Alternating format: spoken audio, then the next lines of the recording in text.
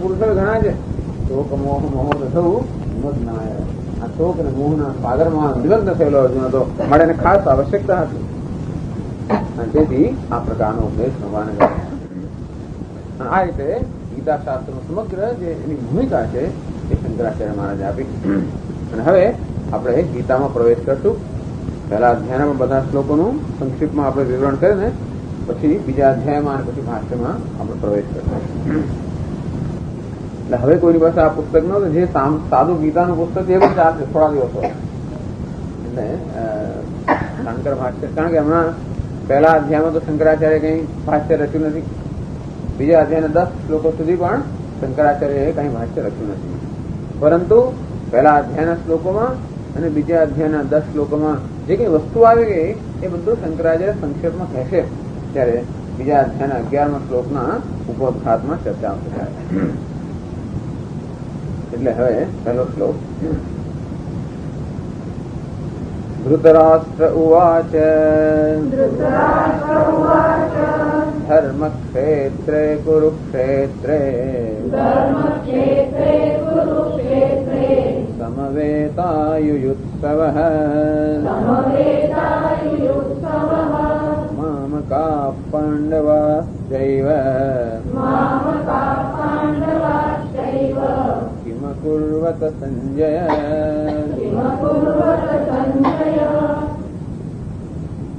ધૃતરાષ્ટ્ર ઉવાચ.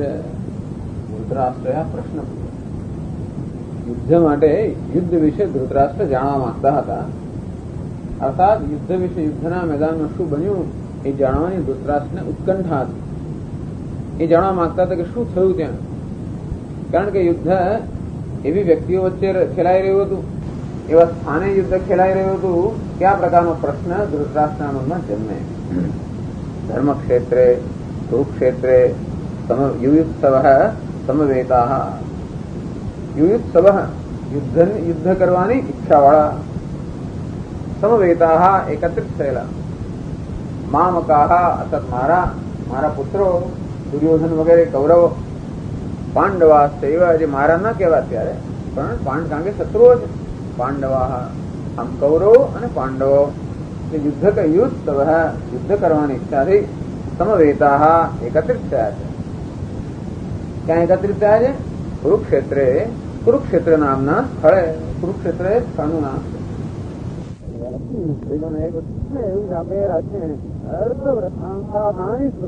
પાછળ કઈ હેતુ છે. કુરુક્ષેત્ર તો સ્થળનું નામ છે, બહુ પવિત્ર સ્થળ. એવું કહેવાય છે કે ઘણા ઋષિમુનિઓ ત્યાં તપસ્યા કરેલી, ઘણા ઋષિમુનિઓ અનેક યજ્ઞ યાગાદીનું અનુષ્ઠાન ત્યાં કરેલું, અને તેથી દેવતાઓના યજ્ઞનું અનુષ્ઠાન કરવા માટેનું એ બહુ પ્રસિદ્ધ ક્ષેત્ર હતું. એવું પણ કહેવાય છે કે ત્યાં આગળ જેનું મૃત્યુ થાય એને મોક્ષ પ્રાપ્ત થાય. કે ત્યાં મૃત્યુ થાય તો શિવજી આવીને એના કાનમાં તારક મંત્રનો ઉપદેશ આપે, એમ કહેવાય છે. અને એ રીતે એ તો બ્રહ્મની પ્રાપ્તિનું પણ ક્ષેત્ર કહેવાતું હતું.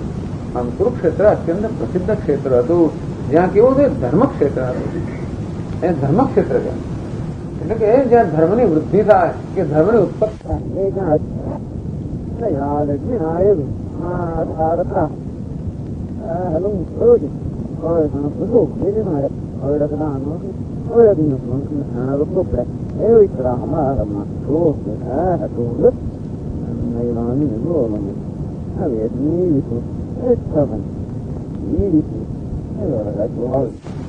અને ધર્મનિષ્ઠ હોય એ તો વધારે ધર્મમાં વૃદ્ધિ કરવા પ્રેરાય.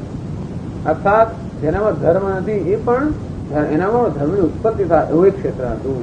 અને ધર્મનિષ્ઠ છે એના ધર્મમાં વૃદ્ધિ થાય એ પ્રકારનું ક્ષેત્ર હતું, માટે એને કહે છે ધર્મ ક્ષેત્ર. તો ધૃતરાષ્ટ્ર આવો પ્રશ્ન આ જે વિશેષણ વાપરે છે ધર્મ ક્ષેત્ર, એની પાછળ પણ એનો હેતુ છે. એને સાંભળ્યું હતું કે પાંડવો ખૂબ શક્તિશાળી, એટલે મનમાં તો એને ડર હતો કે મારો દીકરો જીતશે કે નહીં, આ દુર્યોધનને રાજ્ય મળશે કે નહીં. અને એ તો પ્રસિદ્ધ છે કે પુત્ર માટે અત્યંત સ્નેહ હતો. એ કારણે જેને પાંડવોને અન્યાય થતો એ જોઈ જ રહ્યા હતા. થતો રાજા છતાં પણ આ બધા અન્યાય સામે કોઈ વિરોધ નહોતો નોંધાવ્યો, કારણ કે એક રીતે પુત્ર માટે એમને ખૂબ આસક્તિ હતી. અને એટલે એ કપટથી પણ રાજ્ય લઈ લીધું છે, અધર્મથી પણ એ જીતવા માંગે છે એવું જાણતા હોવા છતાં પણ એનો વિરોધ નહોતો કર્યો. પણ સાથે સાથે સાંભળેલું કે પાંડવો ધર્મનિષ્ઠ છે, અને એની એક તો ખબર હતી કે જ્યાં ધર્મ હોય ત્યાં વિજય થવાનો છે. એટલે એના મનમાં સંશય એક હતો. અને બીજું એવું પણ હતું કે સાંભળેલું કે પાંડવ ખૂબ શક્તિશાળી છે, એ દ્રષ્ટિએ કદાચ મારા પુત્ર પર વિજય પ્રાપ્ત કરે. એટલે એ પૂછે છે કે યુદ્ધ કરવાની ઈચ્છાથી એકત્રિત થયેલા આ પાંડવો અને કૌરવો શું કર્યું? તો મને ખબર ગઈકાલે તો યુદ્ધ કરવાની ઈચ્છા એમનામાં હતી, અત્યાર સુધી યુદ્ધ કરવાની ઈચ્છા હતી માટે ભેગા થયા છે. પણ હવે એમનામાં યુદ્ધ કરવાની ઈચ્છા રહી છે કે નહીં? આ ધર્મ ક્ષેત્ર છે ને, એના પ્રભાવને કારણે, અને પાંડવો તો ધર્માત્મા છે, અને તેથી અર્જુનને ભય વિચાર આવે, ભીમને પણ વિચાર આવે આ ધર્મ ક્ષેત્રના પ્રભાવથી કે નહીં આ જે યુદ્ધ છે એમાં તો ખૂબ હિંસા થશે, એને તો ખૂબ પાપ લાગશે, અને માટે આ પાપના ડરથી એ લોકો અને ધર્મથી પ્રેરાઈને એવું તો નથી બન્યું ને કે પાંડવો યુદ્ધ કરવાનું મોકૂફ રાખ્યું, યુદ્ધમાંથી એ લોકો નિવૃત્ત થઈ ગયા. એવી અપેક્ષાના મનમાં હતી કે ક્યાંક કુરુક્ષેત્ર જે ધર્મ ક્ષેત્ર છે એના પ્રભાવથી આ પાંડવો કદાચ હિંસાના અને પાપના ડરથી પ્રેરાને કરવા જ નથી ગયા. પેલા ભાઈ દુર્યોધન તું તારું રાજ્ય લઈ જા, અમારે નથી જોતું રાજ્ય, એવું એ કર્યું. અથવા એને થોડો એવો ડર હતો. આમ તો એના પુત્ર સાહેબ જાણતો હતો, અને છતાંય પણ એવું બને કે આ ધર્મક્ષેત્રના પ્રભાવથી મારા પુત્ર પર કઈ ઉલટી અસર પડે તો, અને એટલે એ કદાચ રાજ્ય આપી દે. બસ એને લાગે ના ના તો મેં ખોટું કર્યું, આ કપટથી રાજ્ય લીધું, અને આમ ધર્મક્ષેત્રની જો મારા દીકરા પર અસર થઈ, અને એવું તો કંઈક નથી કર્યું ને. એટલે એ યુદ્ધ થવા, એ મારા પુત્રો પણ યુદ્ધ કરવાની ઈચ્છા તો ધરાવતા હતા, પણ કદાચ આ ધર્મક્ષેત્રના પ્રભાવમાં આવી અને એ કદાચ યુદ્ધની ઈચ્છાઓ નિવૃત્ત થઈ જાય અને એમને જ ધારો કે રાજ્ય સોંપી દે, એવું તો નહીં થયું. એટલે આ પ્રકારનો સંશય એમના મનમાં હતો. શાંતિથી પૂછે છે કે શું થયું, અને ડર પણ મનમાં હતો કે ક્યાંક આ પાંડવો આટલા છે, પૂર્વી છે, આટલા શક્તિશાળી છે, એમણે કંઈક મારા દીકરા એના ડરથી કે મારા દીકરા રાજ્ય નથી આપી દીધું, અથવા તો આ ભીષ્મ અને દ્રોણ વગેરે અમારા જે સૈન્યમાં છે એના ડરથી આ અર્જુન વગેરે ડરીને તો નથી ભાગી ગયા, વગેરે વગેરે જાત જાતના પ્રશ્નો એના મનમાં હશે. પરંતુ સંશય ધૃતરાષ્ટ્ર બહુ સુંદર એનું આખું જે ભૂમિકા છે પણ બહુ સુંદર. પ્રશ્ન કોણ પૂછે? ધૃતરાષ્ટ્ર કે પ્રજ્ઞા ચક્ષુ અથવા જન્મથી જન્મે છે. અને કોને પૂછે છે? સંજય. સંજય એટલે જેને સમ્યક જય પ્રાપ્ત કર્યો છે, જેને પોતાના રાગ દ્વેષ પર સારી રીતે જય પ્રાપ્ત કર્યો છે, એનું નામ સંજય. એટલે એમ જોવા જઈએ તો અહીંયા આગળ આ ધૃતરાષ્ટ્ર છે એ અંધકારનું પ્રતીક છે. અંધકાર એટલે અજ્ઞાનનું પ્રતીક છે. જન્મથી જ અંધકાર, વળી પાછળથી આંધળો જન્મથી જ આંધળો છે.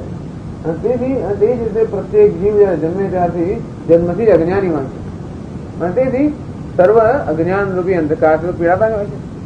અને આમ જોવા જઈએ તો જે જીવ છે, શિષ્ય છે, કેવો છે? ધૃતરાષ્ટ્ર છે, અંધ છે. જયારે ગુરુજી કેવા છે? સંજય છે. સમ્યક જેને જીત પ્રાપ્ત કરી છે, સારી રીતે પોતાના રાગ દ્વેષ પર, ઇન્દ્રિયો પર, અજ્ઞાન પર જેને જીત પ્રાપ્ત કરી છે. અને સંજયમાં એક દિવ્ય દ્રષ્ટિ હતી ને, અહીં બેઠા બેઠા એ દૂરનું પણ જોઈ શકતો હતો. તેમ ગુરુમાં પણ એક દિવ્ય દ્રષ્ટિ હોય છે, જ્ઞાન ચક્ષુ એમના હોય છે. અને આપણને જે ન દેખાય એ વસ્તુ એમને દેખાતી હોય, જે આપણને ખાલી નામ રૂપાત્મક જગત દેખાતું હોય, જે અનેક પ્રકારની વિષમતા દેખાતી હોય, અનેક પ્રકાર દુઃખ સંતાપ દેખાતો હોય, ત્યાં એ ગુરુજીને શું દેખાય? ઈશ્વર દેખાય, તેમને આનંદ દેખાય, પૂર્ણતા દેખાય. આમ એ પ્રજ્ઞા ચક્ષુ અથવા જ્ઞાન ચક્ષુ ધરાવે છે. તેથી સંજય જે છે એ પણ આ ગુરુનું પ્રતીક છે. એ રીતે જોવા જઈએ તો આ વાર્તાલાપ જાણે ગુરુ ને શિષ્ય વચ્ચે ન થતો હોય. ગુરુ શિષ્ય જે અંધ છે એ ગુરુ જે જ્ઞાન ચક્ષુ ધરાવે છે એને પ્રશ્ન પૂછી રહ્યો છે. અને એમ જોવા જઈએ તો પાંડવ અને કૌરવ પણ એક યુદ્ધ સંઘર્ષ, આમ ભગવદ ગીતાનો જે ઉપદેશ છે આવા સંઘર્ષના વાતાવરણમાં અપાયેલો છે. પાંડવો જે 5 સંખ્યામાં છે, કૌરવો 100 એટલે કે આનંદ અસંખ્ય જેની સંખ્યા છે. અને તો પાંડવો એટલે દૈવી સંપત્તિ, સત્વગુણ, કૌરવો જે છે એ આસુરી સંપત્તિ, રાક્ષસી સંપત્તિ, રજોગુણ અને તમોગુણ. અને આપણું ક્ષેત્ર અંતઃકરણ જે છે એ એક મોટું કુરુક્ષેત્ર છે, કર્મ ક્ષેત્ર છે.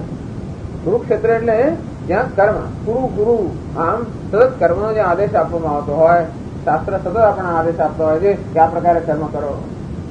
તેથી આપણું જે વ્યક્તિત્વ અંતઃકરણ છે કર્મક્ષેત્ર છે, કુરુક્ષેત્ર છે. એની અંદર સતત આ પ્રકારનો સંઘર્ષ ચલાઈ રહ્યો છે. કોની વચ્ચે? દૈવી સંપત્તિ અને આસુરી સંપત્તિ વચ્ચે. તો જીવનમાં શ્રેષ્ઠ મૂલ્ય વચ્ચે અને જીવનની સગવડો વચ્ચે. એક બાજુ આપણો દેહ છે, તામસ, એક બાજુ આપણું મનની અંદર અનેક પ્રકારની રાજસ વૃત્તિઓ છે અને આપણે વિષય ભોગ સુખ સગવડ એ પ્રત્યે અમે ખેંચી રહ્યા હોય છે. અને બીજી બાજુ આપણામાં આધ્યાત્મિક વસ્તુ પણ છે અને આપણને કોઈ ઉચ્ચ ધ્યેય તરફ દોરી રહ્યું હોય અને આ રીતે સતત એક પ્રકારનો સંઘર્ષ ચાલી રહ્યો હોય આમ દૈવી અને આસુરી સંપત્તિ વચ્ચે. એ પ્રકારનો સંઘર્ષ પણ આ બતાવે છે અહીંયા આગળ. એનું આખું સેટિંગ, જે આખી ભૂમિકા છે એ આ સંઘર્ષોમાં પ્રદર્શિત કરે છે. અને કેવી બધા સંઘર્ષોનો વિજય પ્રાપ્ત કરવો. ક્યારે વિજય પ્રાપ્ત થાય?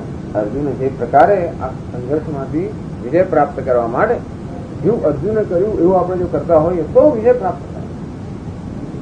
અર્જુન અને દુર્યોધન હંમેશા આ દૈવી અને આસુરી સંપત્તિના પ્રતીક છે. દૈવી સંપત્તિ શું પસંદ કરે અને આસુરી સંપત્તિ શું પસંદ કરે? આપણા મનમાં જ આ પ્રકારની બંને સંપત્તિ હોય છે અને આ બંને પ્રકારના જે વિકલ્પ છે સતત આપણી સમક્ષ ઉપસ્થિત થતા હોય છે. જેમ કઠોપનિષદમાં કહે છે ને, શ્રેયશ્ચ પ્રેયશ્ચ મનુષ્ય મેધ.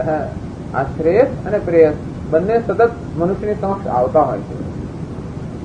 સૌ સંપરિત્ય વિવિનક્તિ ધીર. જે ધીર અથવા બુદ્ધિમાન વિવેકી પુરુષ છે એ હંમેશા એ બેનો વિવેક કરતા હોય છે અને જે અવિવેકી પુરુષ હોય છે એ પ્રેયસને પસંદ કરે છે. જે પ્રિય છે, ઇન્દ્રિયના ભોગો છે, વિષયનું સુખ છે, જગતની સિદ્ધિઓ એને પસંદ કરતો હોય છે. અને જે વિવેકી છે, બુદ્ધિમાન છે એ શ્રેયસ પસંદ કરતો હોય છે, અર્થાત આત્માને પસંદ કરતો હોય છે. એક અનાત્માને પસંદ કરે, બીજો આત્માને પસંદ કરે. એક ભૌતિક સુખ પસંદ કરે, બીજો આધ્યાત્મિક સુખ પસંદ કરે. આમ પ્રત્યેક પરિસ્થિતિમાં ક્યાં તો ભૌતિક વસ્તુ પસંદ કરવી કે આધ્યાત્મિક પસંદ કરવી એવો વિકલ્પ સતત આપણને હોય અને એની વચ્ચે સતત સંઘર્ષ. કારણ કે આપણી ઉપાધિ છે હંમેશા ભૌતિક વસ્તુ તરફ આપણને આકર્ષતી હોય અને આત્મા જે છે એ આધ્યાત્મિક વસ્તુ તરફ આકર્ષતો હોય. આ બંને આકર્ષણો વચ્ચે સતત સંઘર્ષ ચાલી રહ્યો હોય. અને આ શ્રેય અને પ્રેયસ, જેમ અર્જુન અને દુર્યોધનની સમક્ષ પણ આ શ્રેયસ અને પ્રેયસ બંને ઉપસ્થિત છે. બંને જયારે શ્રી કૃષ્ણ પાસે ગયા એમને મદદ માંગવા માટે કે ભગવાન આ યુદ્ધમાં અમને આપની મદદ જોઈએ છે. બંને જયારે ગયા, બંનેને વિકલ્પ આપવામાં આવ્યો. ભગવાન કહે છે કે એક બાજુ હું છું અને બીજી બાજુ મારી એક અક્ષૌહિણી સેના છે અને આ વિકલ્પ તમારી પાસે છે, તમારે જે જોઈએ પસંદ કરો. ત્યારે અર્જુન જે દૈવી સંપત્તિનો મહાત્મા છે, મહાત્માનસ્તુ મામ પાર્થ દૈવી સંપત્તિ માનતા. આ મહાત્માઓ જે છે, વિજ્ઞાતુઓ છે, મુમુક્ષુઓ છે, એ દૈવી સંપત્તિનો આશ્રય છે. એટલે અર્જુન કહે છે કે ભગવાન આપ મારા પક્ષમાં આવો. અને આવીને પણ શું કરવાનું? ભગવાન કહે છે હું તો કાંઈ શસ્ત્ર ગ્રહણ ના કરું, તો હું તો અધિષ્ઠાન છું ને, તો ભગવાનને શસ્ત્ર ગ્રહણ કરવાની શું જરૂર છે? એટલે અક્કલે હોવી જોઈએ દુર્યોધનમાં કે ભગવાન શસ્ત્ર ગ્રહણ ના કરે તોય એમના માત્ર સન્નિધિથી કે ઉપસ્થિતિ સમગ્ર જગત ચાલી રહ્યું હોય તો એમને શસ્ત્ર ગ્રહણ કરવાની શું જોઈએ? યુદ્ધ જીતવા માટે. એમના અધ્યક્ષપણાથી જયારે પ્રકૃતિ આટલું કાર્ય કરી રહી હોય, અર્જુન આવો વિવેક હશે એટલે ભગવાન કહે ભલે આપ શસ્ત્ર ગ્રહણ ન કરો તો પણ આપ મારા પક્ષમાં રહો. હું યુદ્ધ નહીં કરું તો પણ કઈ વાંધો નહીં, માત્ર મારા આ પ્રશ્ન સારસ્ય આપ કરો. ભગવાન સ્વીકાર કર્યો.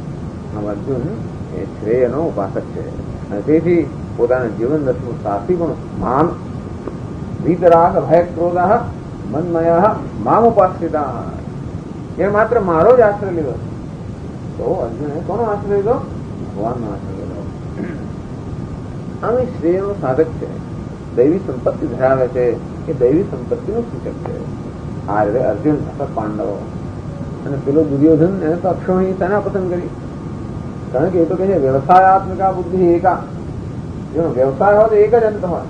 ત્યારે વ્યવસાય ન હોય, જેનો નિશ્ચય ન હોય, વિવેક ન હોય તો અનેક વસ્તુઓ હોય. આમ અક્ષૌહિણી સેના એટલે અસંખ્ય વસ્તુઓ જો જગતમાં મળતી હોય એ અમને આપણને આકર્ષતી હોય તો એક વસ્તુ છે આત્મા, એ આપણાથી ભૂલાઈ જાય.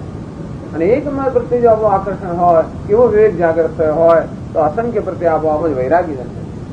એટલે અક્ષૌહિણી સેના પ્રત્યે વૈરાગ્ય અર્જુન શું બતાવે છે? વૈરાગ્ય બતાવે છે. અર્થાત જે શ્રેયનો સાધક છે કે ઉપાસક છે એને પ્રેય માટે વૈરાગ્ય હોવો જોઈએ. અને જે પ્રેયનો સાધક છે એને શ્રેયની ઉપેક્ષા કરવી જ પડે. એને આત્મ તિરસ્કાર કહેવામાં આવે છે. આવો તિરસ્કાર કરીને દુર્યોધને પ્રેયસને પસંદ કર્યું. એટલે આજ અર્જુન અને દુર્યોધન બંને બહુ સુંદર વસ્તુ મહાભારતની અંદર આ બે પ્રતિક રૂપે બહુ સુંદર એમનું નિરૂપણ કરવામાં આવ્યું છે. અને એવા વચ્ચેનો સંઘર્ષ એ ભગવદ ગીતાનો પ્રારંભ છે. અર્જુન જયારે સંઘર્ષ થાય ત્યારે જ આ જ્ઞાન માટેની આપણામાં જિજ્ઞાસા ઉત્કંઠા જાગૃત થાય. જેથી સંઘર્ષ ન થતો હોય અથવા સંઘર્ષની યોગ્ય મૂલવણી ન થતી હોય, સંઘર્ષ તો ઘણો થતો હોય તો સંઘર્ષ વિશે સાચી સમજ પ્રાપ્ત ન થાય ત્યાં સુધી એ સંઘર્ષ આપણા જીવનમાં ઉન્નતિનું કારણ નથી બનતો. સામાન્ય જીવનનો સંઘર્ષ સંતાપનું કારણ બને છે. અત્યાર સુધી અર્જુનને ઘણો સંઘર્ષ થયો હશે, એને એનો એક સંતાપ સહન કર્યો છે, તો અત્યારે જે સંઘર્ષ થઈ રહ્યો છે એ ઉન્નતિનું કારણ બની, કારણ કે એ સંઘર્ષ એને ભગવાન સામે રજૂ કર્યો. અર્થાત એનામાં એ પ્રકારનો વિવેક જાગૃત થયો. આ સંઘર્ષમાં વિવેક જાગૃત થાય કે જીવનમાં એવી કોઈ વસ્તુ છે જે આપણા સંઘર્ષોને મુક્ત કરે. અર્જુન કહે છે પાછળથી કે ભગવાન મને તો જગતમાં એવું કંઈ પણ જણાતું નથી કે મારા મનમાં જે સંતાપ, ઇન્દ્રિયોની અંદર શરીરમાં જે તાપ છે એ દૂર કરે એવું જગતની કોઈ વસ્તુ મને જણાતી નથી કે અમારો સંતાપ દૂર કરી શકે. આખી પૃથ્વીનું રાજ્ય મળે કે સમગ્ર ત્રણેય લોકનું રાજ્ય મળે તો પણ આ સંતાપ દૂર થાય તો મને જણાતું નથી. તો સંઘર્ષમાંથી આ પ્રકારનો વિવેક જાગૃત થાય. આપણે તો સંઘર્ષના લૌકિક ઉપાયો શોધતા હોઈએ. કોઈ પણ મનમાં સંઘર્ષ જન્મ્યો તો કેમ કશે કંઈક પરિવર્તન કરવું, ક્યાંક પરિસ્થિતિ સર્જવી જેથી આપણા સંઘર્ષ મુક્ત થઈએ. તો કોઈ પરિસ્થિતિમાંથી માત્ર સંઘર્ષ એકમાંથી બીજામાં જ જઈએ કોઈ દિવસ મુક્ત તો ના થઈએ, કારણ કે જ્યાં સુધી સંઘર્ષનું બીજ આપણામાં છે એ બીજ દૂર ન કરીએ ત્યારે સંઘર્ષ જે કાર્ય છે, સંઘર્ષ જે કાર્ય છે, ઇફેક્ટ, એનું કારણ જગતમાં નથી, એનું કારણ ક્યાંક બીજે છે. આપણે માનીએ છીએ કે આપણા સંઘર્ષનું કે દુઃખનું કારણ જગત જ છે, અને જ્યાં સુધી આપણા કારણે ત્યાં દેખાતું હોય સતત આપણે એ વસ્તુને દૂર કરવાનો કે એને બદલવાનો પ્રયત્ન કરતા હોઈએ. આમ સતત આપણે સંજોગો બદલવાનો પ્રયત્ન કરતા હોઈએ. આવું પણ અર્જુન જ્યાં સુધી કરતો ત્યાં સુધી એનો સંઘર્ષ જે છે એની ઉન્નતિનું કારણ ન બન્યું. તો આજે એને લાગ્યું કે જે મને થઈ રહ્યું છે એનું કારણ મારામાં કંઈક છે, બીજે નથી. અને માટે એને ભગવાનનો ઉપાય પૂછ્યો કે ભગવાન એવો કંઈક ઉપાય બતાવો કે આ વસ્તુમાંથી હું હંમેશા માટે મુક્ત થઈ ગયો. આ આખ્યાયિકાના રૂપમાં ગીતાનો ઉપદેશ આપણી સમક્ષ ઉપસ્થિત થયો છે, આપણી સામે પ્રસ્તુત કરવામાં આવે છે આખ્યાયિકાના રૂપમાં. જેમ ઉપનિષદની અંદર પણ આખ્યાયિકા હોય છે, સંવાદ હોય છે. યાજ્ઞવલ્ક્ય મૈત્રેયી, પલાદનાનંદ શિષ્યો, યમરાજ અને નચિકેતા, આ પ્રકારના સંવાદના રૂપમાં આખ્યાયિકાના રૂપના ઉપદેશ આપણી સમક્ષ પ્રસ્તુત કરવામાં આવે છે. અને જેથી એનો અધિકારી કેવા હોય, એના આચાર્ય કેવા હોય, કયા સંજોગોમાં આ પ્રકારની જિજ્ઞાસા જાગૃત થતી હોય, અધિકારીત્વ એટલે વૈરાગ્ય, વિવેક વગેરે કોને કહેવાય, આ બધી વસ્તુ આપણે સ્પષ્ટતાથી સમજી શકીએ એ માટે ઉપદેશો આખ્યાયિકાના રૂપમાં પ્રસ્તુત થતા હોય છે. વहीं પણ એટલે આખ્યાયિકામાં અધિકારી કેવો છે અર્જુન, એના આચાર્ય કેવા છે શ્રી કૃષ્ણ, કેવા સંજોગોમાં આ પ્રકારનો વિવેક જન્મે છે એ બધું. અને જોડે જોડે આમાં વિદ્યાની સ્તુતિ પણ થાય છે કે આ વિદ્યા કેવી મહાન છે. અર્જુન કેવો શોક અને મોહમાં લગ્ન થઈ ગયેલો, એને કઈ સૂચતું નહોતું. અર્જુન આવો મહાન પરાક્રમી, આવો મહાન બુદ્ધિશાળી, આવી એટલી બધી સિદ્ધિઓ પ્રાપ્ત કરેલો પુરુષ પણ આ જીવનની અંદર કેવા મોહમાં પડી જતો હોય, કેટલા શોકની અંદર એ પકડાઈ જતો હોય છે. આમ શોક અને મોહ જે છે એ કેવા ભલભલાને છોડતા નથી. અને આવો મહાન અર્જુન પણ શોક અને મોહ કેવો સપડાઈ ગયો, એને કોઈ પ્રકારનો ઉપાય ન સૂજ્યો. ત્યારે ભગવાને એને જે બ્રહ્મ વિદ્યા, એને જ્ઞાન પ્રદાન કર્યું, એને કારણે કેવી રીતે શોક અને મોહથી મુક્ત થયો અને કેવી રીતે પોતાનું કર્મ કરવાનો પ્રવૃત્ત થયો, કેવી રીતે જીવનમાં કૃતકૃત્ય બન્યો. આ વિદ્યાની મહાનતા બતાવે છે કે કેવી આ મહાન વિદ્યા છે કે જે મનુષ્યને સર્વ શોક અને મોહથી મુક્ત કરે છે. આમ આખ્યાયિકા દ્વારા વિદ્યાનું મહત્વ પણ સમજાવે છે, અધિકારી સમજાવે છે અને સંઘર્ષ સમજાવે છે, બધા સંજોગોની પણ સમજ આપે. એ જ આખ્યાયિકા. અને જેમ મહાત્માઓ કહે છે તેમ આની પણ બહુ વિશિષ્ટતા છે કે યુદ્ધ મેદાન, રણ મેદાનની અંદર ઉપદેશ કરવામાં આવે. અરણ્યમાંથી આ જ્ઞાનને રણમાં, અર્થાત કોઈ પણ એવા એકાંત સ્થળોમાંથી આપણા જીવનમાં જ્ઞાન લાવવામાં આવે. આપણે અરણ્યમાં જ હોય, આપણે રણમાં હોઈએ સતત, આપણું જીવન જે છે રણ મેદાન જેવું સતત મહાભારત કે સંઘર્ષ ખેલાઈ જ રહ્યા હોય છે.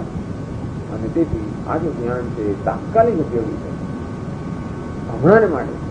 આનો અધિકારી અર્જુન એ પણ આપણને અનુરૂપ આપણા જેવો અનેક પ્રકારના સંઘર્ષમાંથી પસાર થતો હોય, જેને જીવનમાં કંઈક સૂચના પડતી હોય, જેનું મન પણ સંચય હોય, અનેક પ્રકારના સંશયો હોય, ઉપદેશ આપવા છતાંય પણ જલ્દી સ્પષ્ટ ના થતું હોય, વારંવાર એક એક વસ્તુ શ્રવણ કરવાની જરૂર પડતી હોય, આમ જેવું આપણને છે એવું જ બધું અર્જુનને છે. એ દ્રષ્ટિએ પણ આ અધિકારી જે છે એ સામાન્ય માણસની મંદ કે મધ્યમ અધિકારી છે. એ કે નથી કહેતા જો કોઈ ઉત્તમ અધિકારી નથી. ઉત્તર તો આપણને કદાચ આ ઉપદેશ છે એ સીધે સીધો તરત જ આપણને વ્યવહારિક ન લાગે, પણ આપણા જેવો અધિકારી છે. અને એ દ્રષ્ટિએ ભગવદ્ ગીતા સર્વશ્રેષ્ઠ શાસ્ત્ર છે. એટલે જ કહો ને ગીતા સુગીતા કર્તવ્ય. આ એક જ શાસ્ત્ર જે છે એને જો આપણે સારી રીતે ભણીએ, એનું સારી રીતે જ્ઞાન પ્રાપ્ત કરીએ તો બીજા કોઈ ગ્રંથોની જરૂર નથી. અને આવી રીતે ધૃતરાષ્ટ્ર સંજયને પૂછે છે મામકાહ. એના વાક્યમાં જ જણાઈ આવે છે એનો અહંકાર નો મમકાર કે મામકાહ. આ જે દુર્યોધન વગેરે જે મહારાજ છે એમ જોવા જઈએ તો પાંડવો પણ એના જ હતા, પણ છતાં પણ એ કૌરવોને મહારા કહે છે. અને પાંડવાહ એ મહારાજ નથી એમ કરીને પાંડવોને એનાથી જુદા પાડે છે. એમ કરીને એનો જે દ્વેષ મનમાં રહેલો છે પાંડવો પ્રત્યે અને કૌરવો પ્રત્યે જે પ્રકારની આસક્તિ રહી છે એ પણ પ્રગટ થાય છે. મામકાહ પાંડવાશ્ચૈવ કેમ અકુર્વત. એમને શું કર્યું? યુદ્ધ કર્યું કે યુદ્ધમાંથી નિવૃત્ત થયા. આમ તો યુદ્ધ કરવાની ઈચ્છાથી એકત્રિત થયેલા તો યુદ્ધ જ કરે, પણ એવું લાગતું તો કદાચ આ સંજોગોમાં યુદ્ધ ન થયું હોય એ પ્રકારના સંશયથી પૂછે કેમ અકુર્વત. એમણે યુદ્ધ કર્યું કે યુદ્ધમાં નિવૃત્ત થયા. શું અમારા કૌરવોના સૈન્યથી ડરી જઈને પાંડવોએ શસ્ત્રનો ત્યાગ કર્યો કે નથી કર્યો? એટલે સંજય પછી જવાબ આપે છે. અને એમ કરતા કરતા પોતાનો જે અભિપ્રાય છે સંજય એ પણ પ્રગટ કરે. આમ તો રાજા છે એટલે સીધું સીધું કઈ કહેવાય નહીં, એને સલાહ અપાય નહીં, એને સીધું સીધું કઈ કહેવાય નહીં. છતાં પણ સંજય હંમેશા આ પોતાના વક્તવ્ય દ્વારા કોઈ ને કોઈ સૂચનાઓ કરી રહ્યો છે, જેથી જો ધૃતરાષ્ટ્ર એમાંથી કંઈક સમજે કે બોધ લે અને કંઈક આજ્ઞા આપે તો આજે અનર્થ છે, અનર્થમાંથી કેમ અટકી જવાય એ પ્રકારની એક ઈચ્છા પણ સંજયમાં જે છે. અને સંજયના મનમાં પણ પાંડવો માટે એક જે કુણી લાગણી છે કે થોડો ઘણો પક્ષપાત છે. સંજય પણ ધર્મનિષ્ઠ હતો અને પાંડવો પણ ધર્માત્મા હતા, પણ એક પ્રકારની એનામાં થોડો ઘણો પણ પક્ષપાત છે. તો થોડી ઘણી પણ સોફ્ટ કોર્નર કુણી લાગણી છે એ પણ એના વક્તવ્યમાં અભિવ્યક્ત થયો. એટલે બીજા શ્લોકમાં કહે છે સંજય ઉવાચ દૃષ્ટ્વા તુ પાંડવાનેકં યુથં દુર્યોધનસ્તદા આચાર્યમુપસંગમ્ય રાજા વચનમબ્રવીદ.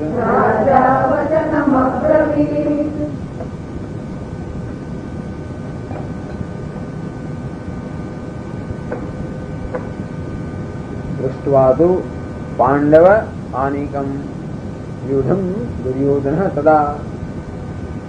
તો પાંડવોનું જે સૈન્ય છે યુધમ અર્થાત જે વ્યૂહ રચનામાં ગોઠવાયેલું છે તદા દુર્યોધન. એટલે અહીંયા સંજય એમ કહેવા માંગે છે કે પાંડવોના મનમાં તો કઈ ભય ઉત્પન્ન થયો નથી. ઉલટા પાંડવનું સૈન્ય જોઈને કૌરવોના મનમાં ભય ઉત્પન્ન થયો, દુર્યોધનના મનમાં ભય ઉત્પન્ન થયો છે. અને તેથી એ ભયમાંથી નિવૃત્ત થવા માટે આશ્વાસન પ્રાપ્ત કરવા માટે એ દુર્યોધન પોતે જ ગુરુજી પાસે ગયો, દ્રોણાચાર્ય પાસે ગયો. તથા પાંડવ આનિકમ યુધમ દૃષ્ટવા. એટલે પાંડવો જે સૈન્ય છે અને વ્યૂહ રચનામાં ગોઠવાયેલું જોઈને તથા આચાર્યમ ઉપસંગમ દુર્યોધન આચાર્યમ ઉપસંગમ્ય. એટલે દ્રોણાચાર્ય પાસે ગયો. કેવી રીતે ગયો? બહુ વિનયપૂર્વક ગયો. આમ તો એ રાજા છે એટલે ધારે તો કોઈને પોતાની પાસે બોલાવી શકે, એટલે એમને દ્રોણને બોલાવ્યા હોત તો પણ આવ્યા હોત, પરંતુ એ પોતે બતાવે છે કે એના મનમાં એક પ્રકારનો ડર છે. આશ્વાસન પ્રાપ્ત કરવા માટે આચાર્ય ઉપસંગમ્ય એ આચાર્ય પાસે ગયો. રાજા વચન વક્તવ્ય છતાંય પણ પોતે ગયો છે રાજા છે.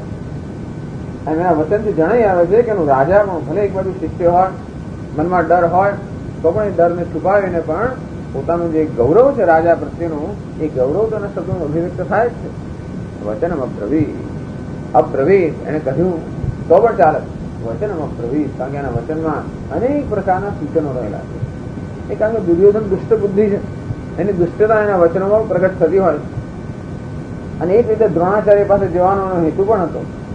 એને એવું લાગતું હતું કે પહેલેથી આ દ્રોણાચાર્ય છે ભલે પાંડવો અને કૌરવ બંને અમે એના શિષ્યો છે, અને છતાં પાંડવો માટે અમને કોની લાગણી રહેલી જ છે.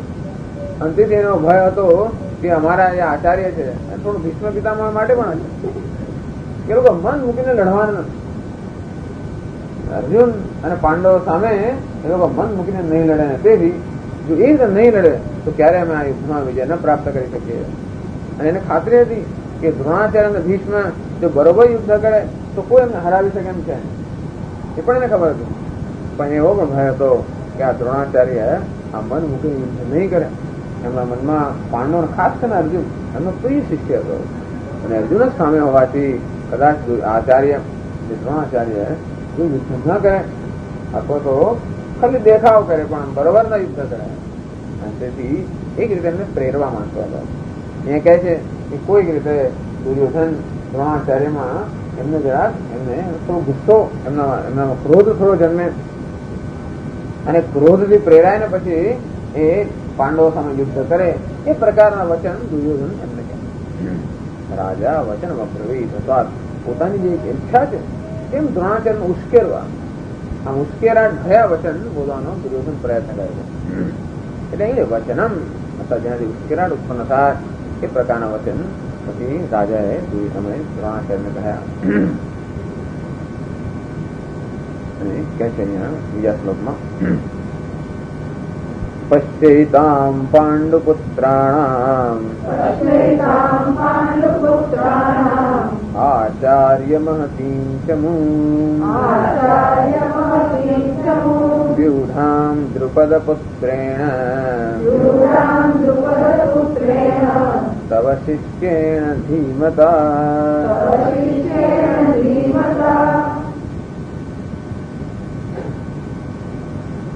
પશ્ય એતામ પાંડુપુત્રાણામ આચાર્ય મહતીમ ચમૂમ.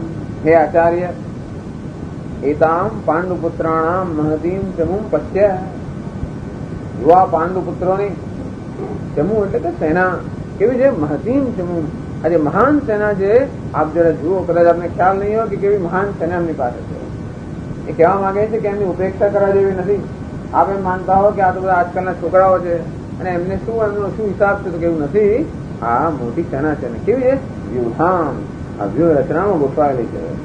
અને કોની વ્યૂહ રચના છે? દ્રુપદ પુત્રેણ વ્યુહામ. આ દ્રુપદના પુત્ર એટલે ધૃષ્ટદ્યુમ્ન જેને વ્યૂહ રચના કરેલી છે. ધૃષ્ટદ્યુમ્ન બહુ પ્રસિદ્ધ યોદ્ધો છે. તેથી અર્જુન અહીંયા દુર્યોધન કહેવા માંગતો હોય છે, એ આચાર્ય આ સેનાની ઉપેક્ષા ન કરો.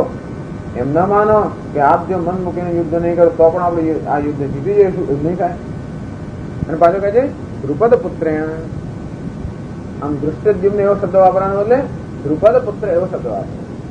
કેમ? કારણ કે એમ કરીને જે દ્રોણાચાર્ય અને દ્રુપદ વચ્ચેનો જે વૈર ભાવ છે એ મનમાં લાવવા માંગે. એમ કરીને ઉશ્કેરવા માંગે છે કે આ કોણ છે તમારી સામે? જુઓ, તમારા દુશ્મનનો શત્રુનો પુત્ર છે દ્રુપદ પુત્રેણ. એ દ્રુપદ પુત્ર પણ કેવો છે? તવ શિષ્યેણ. આપ કેવા બુદ્ધિમાન છો તો બધાને જાણીતું છે કે આ ધૃષ્ટદ્યુમ્નનો જન્મ જ આ દ્રોણાચાર્યનો વધ કરવા માટે થયેલો. દ્રુપદને તો બહુ પ્રસિદ્ધ વાક્ય છે. એટલે બંને વચ્ચે જે સંઘર્ષ થયો અને કારણે દ્રુપદની જે હાર થઈ, દ્રોણાચાર્ય અર્જુન વગેરેના શિષ્યો મોકલ્યા અને દ્રુપદને તો હાર બંદીવાન બનાવી લાવવામાં આવ્યો. એનું અપમાન થયું, અર્ધરાજ્ય પડાવી લેવામાં આવ્યું. અને દ્રુપદ જયારે પાસે બતાવે છે કેટલી આ વેર ઝેર કેટલા ચાલતા હોય છે. કોઈ દિવસ વેર ઝેરનો અંત આવતો નથી. એટલા માટે સતત ચાલ્યા ગયો. પહેલા તો બે ખાસ મિત્રો હતા ગુરુકુળની અંદર. દ્રુપદ અને દ્રોણ જયારે બંને અભ્યાસ કરતા ત્યારે અત્યંત મિત્રો હતા. તે વખતે કદાચ પેલો રાજકુમાર એટલો બુદ્ધિશાળી નહીં હોય અને આ દ્રોણાચાર્ય એટલે બ્રાહ્મણ અત્યંત બુદ્ધિશાળી હશે, એટલે ત્યારે એની મદદની જરૂર પડતી હશે લેસન કરાવવા વગેરે વગેરે. અને તે વખતે બંને મિત્રો હતા. અને તે વખતે દ્રુપદ એને ખબર હતી કે હું આજે નહીં તો કાલે રાજા થવાનો છું. અને તેથી એને વચન આપ્યું હશે કે હું જયારે રાજા થઈશ ત્યારે મારું અડધું રાજ્ય તને આપી દઈશ. સારું. અને આવી રીતે બંને વચ્ચે આવી જાતની એક યોજના થયેલી. દ્રોણાચાર્ય તો બ્રાહ્મણ હતા, બહુ એકદમ શું કહેવાય અભિમાન. એ કોઈની પાસે હાથ લંબાવે નહીં, કશું માંગે નહીં. એને અડધું રાજ્યથી મારું કશું નહીં જોયું. ખાલી ભીખ માંગો ચાલ તો મને કઈ ના જોઈએ. અને એ રીતે પોતાનું જીવન વ્યતીત કરતા હતા. પુત્ર એક અશ્વત્થામા અને નાનો બાળક હતો, જોયું કે એને વિચારને કે મળતું નથી, એ દૂધ માટે વલખા મારે છે, અને એમ નથી વેદના દેખા જોવાય નહીં, એટલે પોતાના સ્વભાવને વિરુદ્ધ થઈને એ દ્રુપદ પાસે ગયા અને એમણે યાચના કરી કે અડધું રાજ્ય તો નહીં, પણ જયારે આપણે વિદ્યાર્થીઓ હતા ત્યારે આ પ્રકારનું વચન તેમણે આપેલું અને માટે હું આજે આવ્યો. આ રાજા બની ચુક્યો હતો, આ બ્રાહ્મણ નો હિસાબ એને અપમાનજનક કાઢી દીધો. આ ભયંકર બ્રાહ્મણ ને અપમાન એટલે ખલાસ થઈ ગયો, એ અંદરથી છૂટે નહીં પછી, અને માટે એ ડંખ રહી ગયેલો અંદર હંમેશા માટે.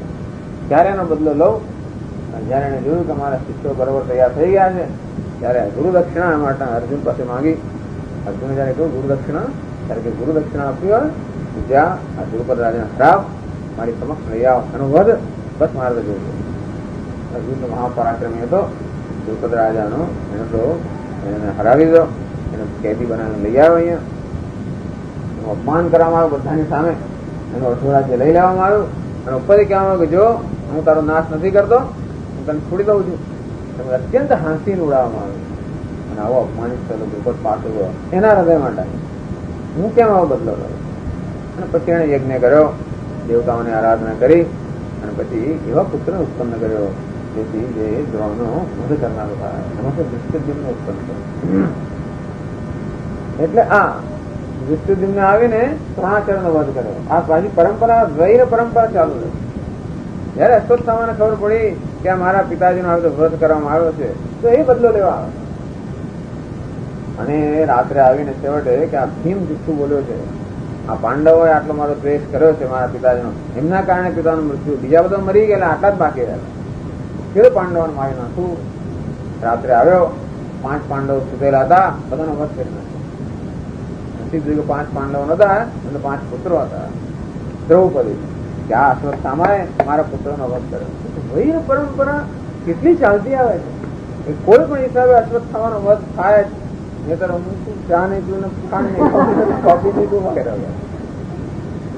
એટલા બધા પાંડવો, એટલું બધી શક્તિ છે ને આ લોકો. પાંડવોને તો એને કહ્યું કે જ્યાં સુધી આ નહીં થાય ત્યાં સુધી એને જે કઈ વ્રત લીધા હોય, પાંડવોને કોઈ પ્રકારનો વિકલ્પ રહે છે. પછી અશ્વત્થામાને પકડી લઈ આવ્યા. તો બ્રાહ્મણનો પુત્ર હતો અને જવા દેવામાં આવ્યો, માત્રાનો મણી લઈ લેવામાં આવ્યો. હવે અશ્વત્થામા હજી ફર્યા કરતો હશે, મનમાં વિચારતો ખબર નથી. તો એટલે આ મહાભારતમાં ઘણી બધી બૌદ્ધ કથાઓ છે, બતાવે છે કે ક્યારે વૈરનો અંત વૈરથી આવે જ નહીં. હંમેશા વૈરને સમાવવું હોય દ્વેષ તો પ્રેમથી તમે કોઈ દિવસ દ્વેષથી સમાવવાનું નથી. છતાં પણ આજે એમની આવી જાતની જે વૈર બુદ્ધિ હતી એનો અહીંયા આગળ એને યાદ દેવડાવે છે. દ્રુપદ પુત્રના એ દ્રુપદ તો આપનો શત્રુ છે જ, એનો પુત્ર તો આપના વધ માટે નિર્મિત થયેલો છે, અને એના વડે આ સેનાની રચના થયેલી છે. એટલું જ નહીં, પાછું દ્રોણાચાર્યને સંભળાવે છે. અહીંયા આનામાં અંદર ભય હોવા છતાંય પણ, એને પોતાના ગરજ હોવા છતાંય પણ આ સંભળાવનો ટોણાવાળો તો છૂટતું જ નથી. રાજા છે ને, પોલિટિક્સ છે, રાજકારણી લોકો હંમેશા દરેકે દરેક પ્રસંગનો લાભ લઈને પોતાનું ધ્યેય હંમેશા આગળ કરતા હોય. શિષ્ય મહારાજ આપ તો કેવા પૂછો છો કે આપના વધ માટે જેનું નિર્માણ થયું છે એવાને તમે વિદ્યા આપી પાછી, એમ કરીને આપને જ વિદ્યા આપના વડે જ પ્રાપ્ત કરીને આપની સામે જ આવે છે. એમ કરીને કહે છે કે જો આનામાં કેટલી બધી દુષ્ટતા છે, એમાં કેટલો બધો અવિવેક છે કે આપની પાસેથી વિદ્યા પ્રાપ્ત કરીને આપની સામે જ આ સૈન્ય લઈને આવ્યો છે. અને માટે એમ કરીને ઉશ્કેરે છે કે કેવી રીતે દ્રોણાચાર્ય બરોબર એના પર એની સામે પ્રહાર કરે. તો શિષ્ય હતા પણ એમ માનતા હોય કે આ તમારો શિષ્ય છે, એનો શું હિસાબ? નહીં, મોટા આ તો અત્યંત બુદ્ધિમાન, અત્યંત ધૈર્યવાન છે, માટે એની ઉપેક્ષા ન કરશો, બરોબર અને ધ્યાન દો. એમ કહીને પછી કદાચ હજી દ્રોણાચાર્યમાં બરાબર ઉશ્કેરાટ ઉત્પન્ન ન થયો હોય તો બતાવે છે. કદાચ એમ લાગે દ્રોણાચાર્યને કે અમે છીએ અહીંયા આગળ, પછી તારે શું ચિંતા કરવાની જરૂર છે, ક્યાં પાંડવો પાસે? તો કે નહીં, પાંડવો તો મહાન યોદ્ધાઓ છે. એમ કરીને 3 શ્લોકમાં બધા યોદ્ધાઓની ગણતરી કરે છે.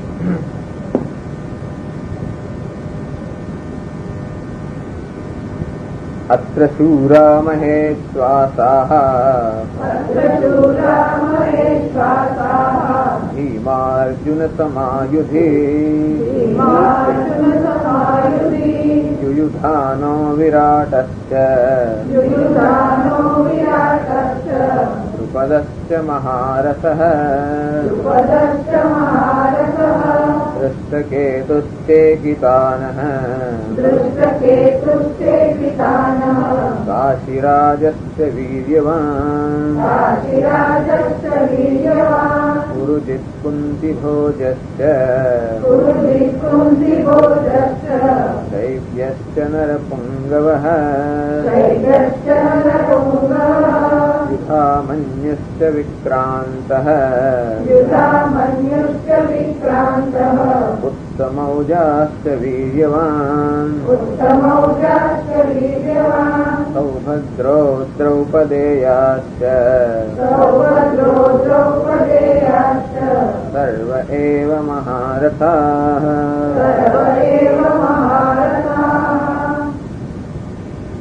એક મોટી લાંબી યાદી આપે છે પાંડવોની સેનામાં જે મહાન યોદ્ધાઓ હતા. એમ કહીને સંજય પણ ધૃતરાષ્ટ્રને કંઈક સૂચના આપે છે કે આ સૈન્ય જે છે એમાં આવા મહાન યોદ્ધાઓ રહેલા છે, એટલે આપને એમ મનમાં હોય કે અમારા દીકરાઓ જીતી જશે તો કે એવું સરળ નથી, કારણ કે સર્વ એવો મહારથા. હા, બધા મહારથીઓ. મહારથી એટલે ગમે તેટલા સૈન્ય સામે આવે, ગમે તેટલા યોદ્ધાઓ સામે આવે તો પણ એકલા હાથે જે બધાને પરાજિત કરે નામ મહારથી. એટલે અત્ર શુરાહા અત્યંત શુરવીર મહેશ્વાસા. ઈશ્વાસ એટલે કે ધનુષ્ય, તો મહાન ધનુષ્ય જે ધારણ કરનારા અને શું કહેવાય છે મહેશ્વાસા. અત્યંત શુરવીર મહાન ધનુષ્ય ધારણ કરનારા. ભીમાર્જુન સમાન, ભીમ અને અર્જુન સમાન.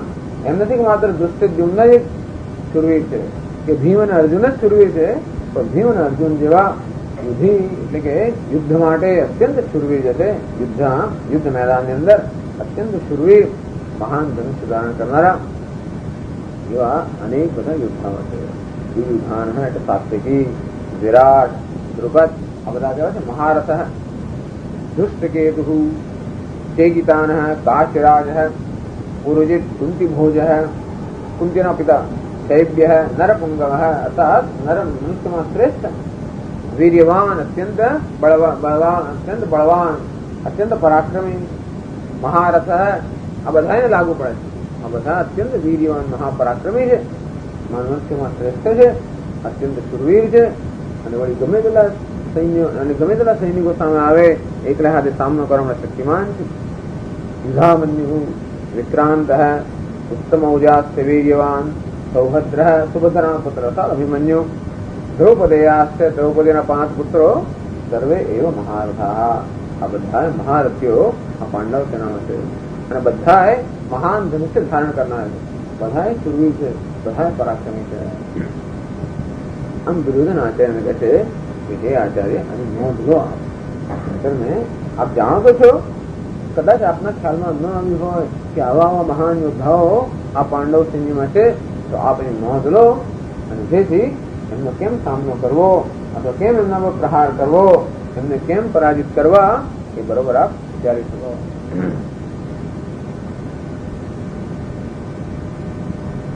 તો પછી દ્રોણાચાર્ય કદાચ પૂછે કરે તું તો બહુ ભયભીત લાગે છે, આટલા બધા પાંડવ સેનામાં આવા મહારથીઓને આ યોદ્ધાઓને જોઈને તને આટલો ડર જો લાગતો હોય તો સુલહ જ કરી લે ને, યુદ્ધ કરવાની શી જરૂર છે? જો આટલા બધા પરાક્રમી લોકો ત્યાં હોય તો તારે સુલહ કરી લે?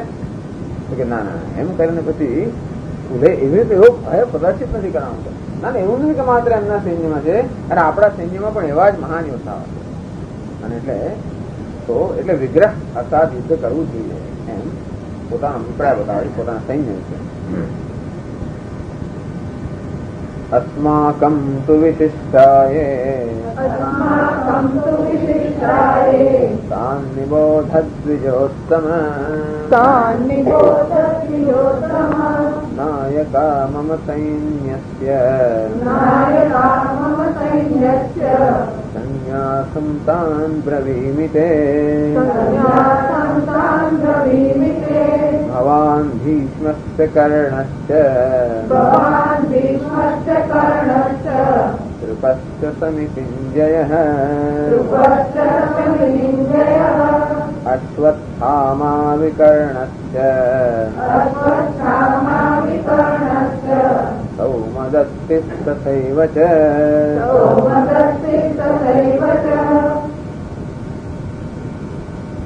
અસ્માકમ તું એમ કરીને પોતાની દૃષ્ટતા બતાવે છે કે માત્ર એમના કે હું એમ ડરી નથી ગયો, આપણા સૈન્યમાં પણ એવા જ મહારથીઓ છે, એવા શૂરવીરો છે.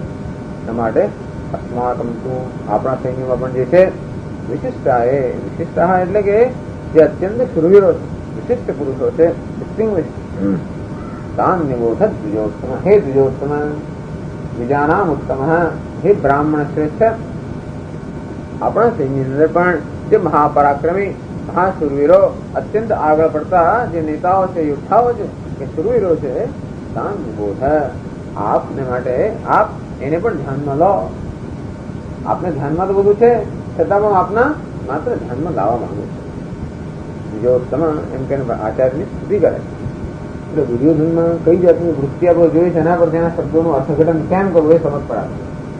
બે રીતનું અર્થઘટન દુર્યોધનમાં થાય જ નથી. દ્વિજોત્તમ એમ કરીને આચાર્યની કૃપાની યાચના કરે છે. આપ તો બ્રાહ્મણ છો, બ્રાહ્મણો પણ શ્રેષ્ઠ છો, અને તેથી જરૂર અમારા પર કૃપા કરશો એમ કરીને એમની કૃપાની યાચના કરે છે. અથવા દ્વિજોત્તમ એ દુષ્ટ બુદ્ધિ છે અને એટલા માટે આચાર્યને કહે છે કે આપ તો દ્વિજોમાં ઉત્તમ, આપ તો બ્રાહ્મણ છો. આ યુદ્ધ કરવું એ બ્રાહ્મણનો ધર્મ નથી, તો ક્ષત્રિયનો ધર્મ છે. આપ તો બ્રાહ્મણ છો ને મળે આપ તો યુદ્ધ કરી શકવાના હતા, અને છતાં આપના સિવાયને કેટલાય મારી પાસે છે એમ ના માનતો હું માત્ર આપના પર આધારિત છું વગેરે વગેરે. કદાચ એવી દુષ્ટ બુદ્ધિથી એવી પણ કઈ સૂચના કરવા માંગતો હોય કે અસ્માકમ તો વિશિષ્ટા, એ આપણા સૈન્ય અંદર પણ જે વિશિષ્ટ પુરુષો છે, એ શક્તિશાળી પુરુષો છે, તાન નિબોધ એમને પણ આપ ધ્યાનમાં લો. એ કહેવાય છે નાય વિશિષ્ટા નાયકા મમ સૈન્યસ્ય, મારી સેના, મમ સૈન્યસ્ય નાયકા, મારી સેનાના જે નાયકો છે, નેતાઓ છે, સેનાપતિઓ છે, સંન્યાસમ તાન પ્રવીમિતે, માત્ર આપણે ધ્યાનમાં લાવવા માટે એમને થોડાક નહીં અહીંયા આગળ આપની સમક્ષ એમનું નામ રજૂ કરું છું. પ્રવીમિતે એ કેવા છે? પણ એક તો આપ જ છો, ભીષ્મ છે, બે અભીષ્મ. આમ જોવા જોઈએ ભીષ્મ સૌથી સર્વશ્રેષ્ઠ યોદ્ધા હતા કૌરવમાં ભીષ્મ, અને છતાંય દુર્યોધન પોતાની નમ્રતા બતાવે છે. તો વળી પાછી કંઈક એમને ખોટું ન લાગી જાય અને કંઈક એ પ્રસન્ન રહે, અને જેથી મારું ધ્યાન રાખે અને મારા પક્ષમાં રહીને બરોબર યુદ્ધ કરે એમ કરે ને કેમ આચાર્યને થોડા ખુશ રાખવા. એટલે સૌથી પહેલા એમનું નામ ગણાવે. સામાન્ય જયારે નામ ગણાવતા હોય ત્યારે સર્વશ્રેષ્ઠનું નામ પહેલું ગણાવે, એનાથી બીજો હોય તો બીજું ગણાવે. આમ નામના ગણવા પણ ક્રમ હોય. અને તેવી રીતે અહીંયા પણ જયારે દુર્યોધન નામ ગણાવે છે ત્યારે પહેલા કોનું નામ ગણાવે છે? ભગવાન, એક આપ જ કરો, આમ અમારા સૈન્યમાં સર્વશ્રેષ્ઠ આપ છો. બીજા કોણ છે? ભીષ્મ છે. એમ કહે છે તો ખરો, અત્યારે પાછળથી બદલી નાખશે વાળા, પણ અત્યારે કહે છે. એટલે આચાર્ય જયારે સારું લાગે એટલે કહે છે આપ છો, ભીષ્મ છો, ભીષ્મ છે. પછી કર્ણ છે, પછી કર્ણનો નંબર આવે, પછી કૃપાચાર્ય કહે છે સમિતિંજય. યુદ્ધમાં હંમેશા જે વિજય પ્રાપ્ત કરે છે નામ સમિતિંજય. પછી આ બધા મોટા મોટા સેનાપતિઓ છે. પછી બીજી કક્ષાના લોકોની વાત કરે છે. અશ્વત્થામા આપનો પુત્ર, વિકર્ણ એના ભાઈનું નામ વિકર્ણ, સૌમદત્ય તથૈવ છે. આ બધા જે બીજા મહારથીઓ છે એ બધા પણ આપણા મેં થોડાક નામ જ ગણાવ્યા, એનું બી પાર જ નથી. નામ ગણાવવા જઈએ તો એનું પાર જ નથી. અને સંજય પણ ખાસ મહત્વ નથી આપતો. સંજય જયારે પાંડવોના સૈન્યનું વર્ણન કરે ત્યારે કેટલા બધા યોદ્ધાઓને એને ગણાવે.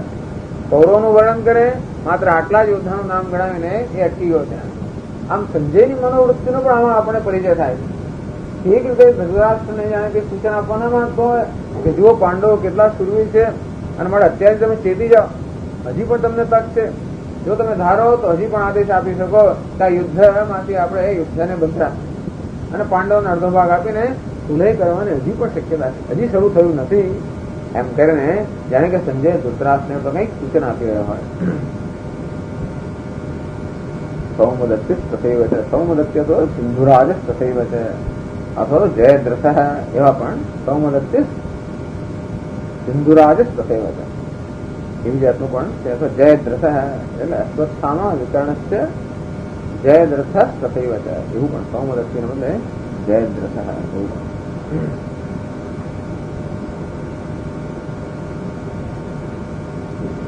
સૌમદત્ત સોમદત્તનો પુત્ર. અચ્છા, અચ્છા, એમ કયા પછી આગળ બતાવે છે નવમા શ્લોકમાં કહે છે અન્યે ચ બહવઃ શૂરાઃ મદર્થે ત્યક્ત જીવિકાઃ નાના શસ્ત્ર પ્રહરણાઃ સર્વે યુદ્ધ વિશારદાઃ.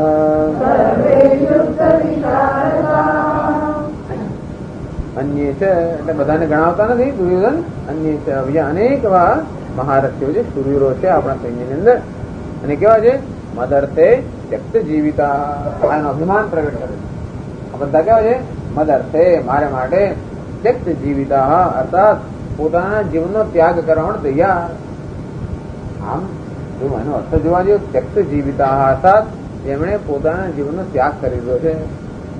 તો અર્થ એવો કરવાનો જે પોતાના જીવનનો ત્યાગ કરવા તૈયાર છે, હજી કોઈ ત્યાગ નથી કર્યો, પરંતુ ત્યક્ત જીવિતા અર્થાત પોતાના જીવનો પણ જેમને હિસાબ નથી. મદર્થે હું એટલો પ્રિય છું, મારા માટે એમને એટલો પ્રેમ છે, એટલું માન છે કે મારે ખાતર પોતાના જીવનની પણ એ લોકો દરકાર કરતા નથી. કોઈ મહાત્માઓ કહે છે કે જો અહીંયા દુર્યોધન સૂચવી રહ્યો છે ત્યક્ત જીવિતા, એમનું જીવન ત્યક્ત, એમનો કોઈ પ્રકાર નહીં કે એ લોકોનો કઈ કુશળતા છે કઈ, તો કે નાના શસ્ત્ર પ્રહરણા, અનેક શસ્ત્ર અનેક આયુધો ધરાવતા હોય. શસ્ત્ર અને પ્રહરણ એટલે બધી મિસાઇલ જે દૂર ફેંકી શકાય એ બધા અનેક પ્રકારના શસ્ત્રો જે અસ્ત્રો છે બધા શસ્ત્ર અને અસ્ત્રથી સજ્જ થયેલા છે. એ સામાન્ય માણસો અરે શસ્ત્ર અને અસ્ત્ર તો આપણી પાસે ઘણા હોય. તો એ તો અમેરિકા અને રશિયાના કેટલાય શસ્ત્રો અસ્ત્રો આપણી પાસે આવે, પાકિસ્તાન પાસે આવે, તો પછી એ શસ્ત્રો આપણે ખેંચીને એના ઘણા શું થાય છે, શસ્ત્રો તો આપણે બહુ હોય, ઉપયોગ કરતા જ ના આવડે. એવું નથી. સર્વે યુદ્ધ વિશારદાઃ, શસ્ત્ર અસ્ત્રો તો છે અને યુદ્ધ વિશારદાઃ, યુદ્ધમાં કુશળ છે, અર્થાત એ શસ્ત્ર અસ્ત્રના પ્રયોગમાં પણ એ કુશળ છે. એવા બહવઃ શૂરાઃ, અનેક બધા શૂરો આપણા પક્ષમાં છે. બહવ એમ કે બતાવે છે કે કેવું છે આપણું સૈન્ય, તો કે બહુ અત્યંત વિશાળ આપણી સેના છે. પોતાના સૈન્યની વિશાળતા બતાવે છે, બાહુલ્ય બતાવે છે.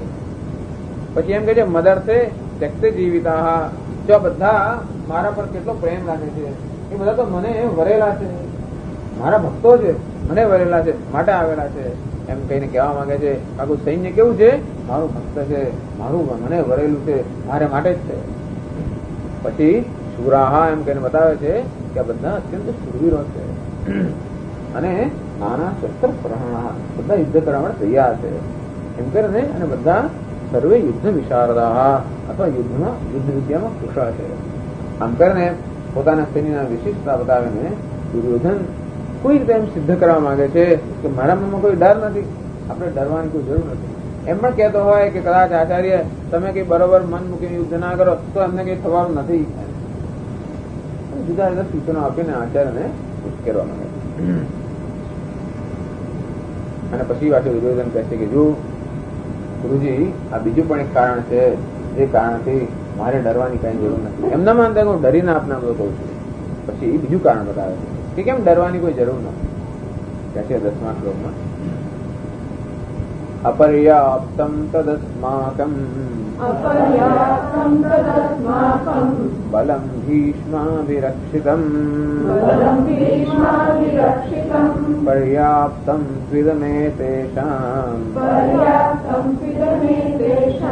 બલમ ભીમાભિરક્ષિતમ.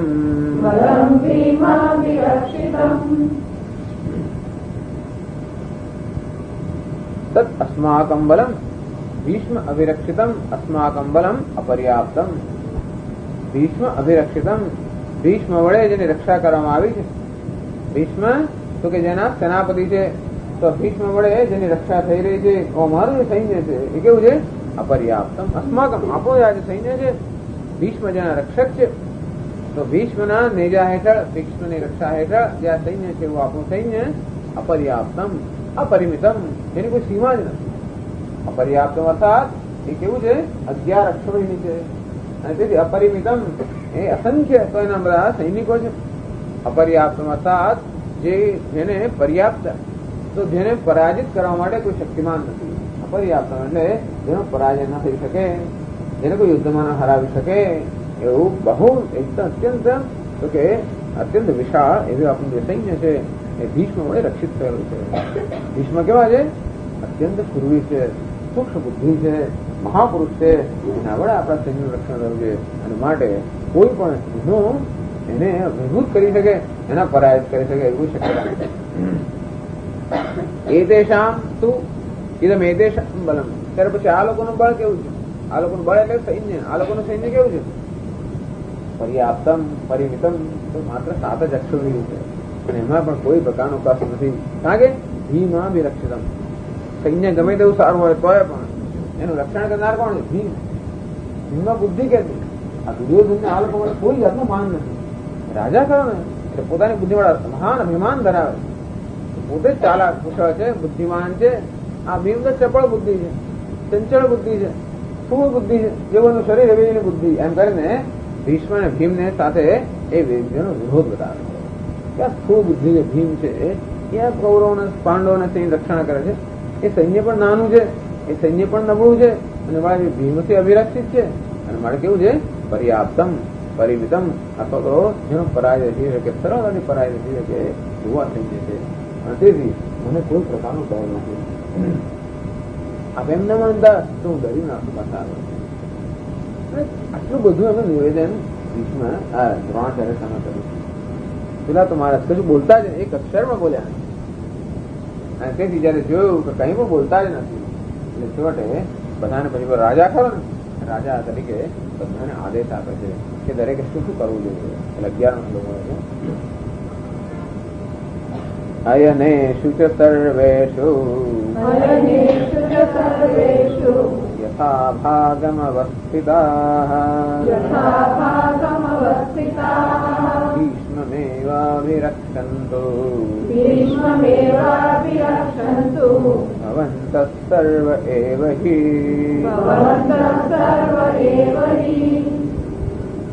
ભવन्तઃ સર્વ બધાને ઉદ્દેશીને કહે છે. આખા સૈન્યના જે બધા એના નેતાઓ છે, જે મોટા બધા સેનાપતિઓ છે અને જે શૂરવીરો યોદ્ધાઓ છે એ બધાને ઉદ્દેશીને દુર્યોધન કહે છે ભવંતઃ સર્વે એવ હિ. આ બધા લોકો સર્વેષુ ચ અયનેષુ યથા ભાગમ અવસ્થિતાઃ. અયન અયન એટલે જુદી જુદી પોઝિશન કે સ્થાન હોય છે. આખા સૈન્યની અંદર જુદા સ્થાન હોય છે જ્યાં આગળથી રક્ષણ થતું હોય છે. તો અયનનો અર્થ માર્ગ પણ થાય છે. એટલે હંમેશા આ યુદ્ધની અંદર એવા કેટલાય માર્ગ હોય જ્યાંથી શત્રુ આવીને આપણા પર હુમલો કરી શકે અને એવા બધા માર્ગનું રક્ષણ કરવાનું હોય છે. એટલે અયનેષુ ચ સર્વેષુ. આમ શત્રુ આપણા પર આવીને હુમલો કરી શકે એવા જે માર્ગ છે અથવા તો જેને અંગ્રેજીમાં સ્ટ્રેટેજિક પોઝિશન અથવા જે અત્યંત જરૂરી જે સ્થાનો છે એ સ્થાનો પર નિયુક્ત થયેલા આ બધા સેનાપતિઓ ભીષ્મમ એવ અભિરક્ષંતુ. આપ સર્વ ભીષ્મની રક્ષા કરો. અભિતઃ રક્ષંતુ. બધી બાજુથી આપ ભીષ્મની રક્ષા કરો. ભીષ્મ જયારે યુદ્ધ કરતા હોય ત્યારે આજુબાજુનું ધ્યાન ના હોય, એની સામે યુદ્ધ કરતા હોય એની સામે જ એમનું ધ્યાન હોય. તો એવું ના બનવું જોઈએ કે આજુબાજુ કોઈ આવીને આપણો હુમલો કરે અને એમનું ધ્યાન લઈ લે. અને તેથી એનું રક્ષણ કરવાની જવાબદારી અન્ય બધા યોદ્ધાઓની છે. અને માટે આ બધાએ પોતપોતાના સ્થાને રહીને પોતપોતાનું સ્થાન છોડ્યા વગર બધા લોકો ભીષ્મની રક્ષા કરો. ભીષ્મ કેવા છે? સેનાપતિ છે. સેનાપતિનું રક્ષણ થાય તો સેનાનું રક્ષણ થાય અને સેનાપતિનો જો વધ થાય તો બધી સેના છિન્ન ભિન્ન થઈ જાય. તેથી અહીંયા પાછું ભીષ્મની અમે શ્રેષ્ઠતા સ્થાપિત કરે છે કે રક્ષણ પાછળ દુર્યોધન આપણે દ્રોણાચાર્ય સમક્ષ ઉભો રહીને બી આવવાને કહે છે કે રક્ષણ કોનું કરવાનું છે? ભીષ્મનું રક્ષણ કરવાનું. એ હશે ત્યાં સુધી મહારાજ અમને કાંઈ ચિંતા નથી.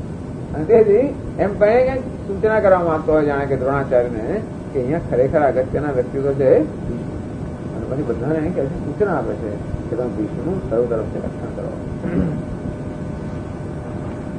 ભીષ્મ જયારે જોયું કે આવી રીતે આટલું નિવેદન દુર્યોધને દ્રોણાચાર્ય સામે કર્યું પણ છતાંય પણ દ્રોણાચાર્ય જરાય જવાબ નથી આપ્યો.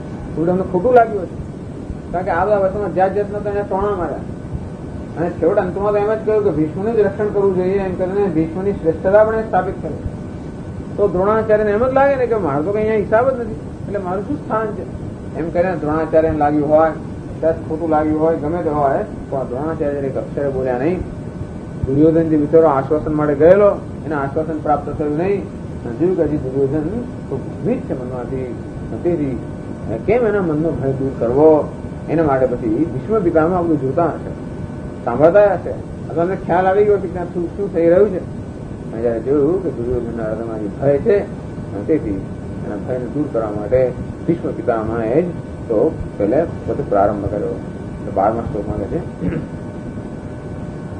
તસ્ય સંજનયન હર્ષમ ગુરુવૃદ્ધ પિતામહ સિંહનાદમ વિનદ્યોચ્ચૈઃ શંખમ દદ્મૌ પ્રતાપવાન. તસ્ય એ જે દુર્યોધન છે એનો હર્ષમ સંજનયન, એનામાં હર્ષ ઉત્સાહ ઉત્પન્ન કરવા માટે, એનો ભય દૂર કરવા માટે, યુદ્ધ માટે એક પ્રકારનો ઉત્સાહ એનામાં ઉત્પન્ન કરવા માટે ગુરુ વૃદ્ધ પિતામહ. તો પિતામહ એટલે ભીષ્મ પિતામહ જે કેવા છે, ગુરુ વૃદ્ધ છે, એટલે સર્વ કુરુઓમાં વૃદ્ધ છે, વડીલ છે. એટલે કે એમની બુદ્ધિ કેવી સૂક્ષ્મ છે અને આખા કુળનું જ્ઞાન છે. બધા કૌરવોના સ્વભાવનું જ્ઞાન છે, પાંડવોના સ્વભાવ બધાને ઓળખતા હોય. કારણ કે પિતામહ છે, ગુરુ વૃદ્ધ દરેકનો સ્વભાવ જાણતા હોય. દ્રોણાચાર્યનો સ્વભાવ જાણતા હોય, દુર્યોધનનો સ્વભાવ પણ જાણતા હોય. અને એ પછી એમને ખબર પડી ગઈ કે આ જે વાર્તાલાપ ચાલી રહ્યો છે એમાં શું થયું હશે. કદાચ એમણે ક્યાં તો શબ્દો સાંભળ્યા પણ હોય અને એ પછી એમણે સાંભળ્યું હશે કે દુર્યોધને ભીષ્મનું રક્ષણ કરવાની બધાને આજ્ઞા આપી છે અને તેથી દ્રોણાચાર્યને જરૂર લાગશે કે એમનું મહત્વ ઓછું થયું છે. એ રીતે જો કે દ્રોણાચાર્યએ કોઈ પણ પ્રકારનો એનો પ્રતિભાવ બતાવ્યો જ નથી. એ પરથી પણ દ્રોણાચાર્યને કદાચ ખોટું લાગ્યું હશે અને આ દુર્યોધન હૃદયમાં જે ભય છે હજી પણ એને આશ્વાસન મળ્યું નથી. એટલે એનું આશ્વાસન આપવા માટે, એને ઉત્સાહિત કરવા માટે પિતામહ, કારણ કે દીકરો છે ને, બાળક છે, માટે એમના છેવટે આ દુર્યોધનને ઉત્સાહિત કોણ કરે, એનું રક્ષણ કોણ કરે? જે પિતામહ દાદા છે ને, તેથી એક પ્રકારની લાગણી છે પ્રેરાઈને. પૂરું વૃદ્ધ હોવાને કારણે બહુ વ્યવહાર કુશળ છે અને એટલે સમજી ગયા કે આ પરિસ્થિતિમાં આપણે શું કરવું જોઈએ. પૂરું વૃદ્ધ એમની વ્યવહાર કુશળતા બતાવે છે, પિતામહ એમના હૃદયમાં રહેલી લાગણી બતાવે છે. અને કેવા છે? પ્રતાપવાન. માત્ર આટલું પૂરતું નથી, પ્રતાપવાન, અત્યંત પ્રતાપી છે. જેના નામ માત્રથી તો દુશ્મનો ધ્રુજતા હોય અને જેમના દર્શન માત્રથી દુશ્મન સૈનિકો ભાગી જતા હોય એવા પ્રતાપી છે. શું કર્યું? સિંહનાદમ વિનદ્ય ઉચ્ચૈઃ શંખમ દદ્મો પ્રતાપવાન. સિંહનાદમ વિનદ્ય, જોરથી સિંહનાદ કર્યો અને ઉચ્ચૈઃ શંખમ દદ્મો, ઉચ્ચૈઃ એકદમ જોરથી એમણે શંખ ફૂંક્યો. અને આ રીતે યુદ્ધની ઘોષણા થઈ ગઈ. યુદ્ધની ઘોષણા કરનાર છે ભીષ્મ પિતામહ. શંખ ફૂંકાયો, યુદ્ધની ઘોષણા થઈ ગઈ.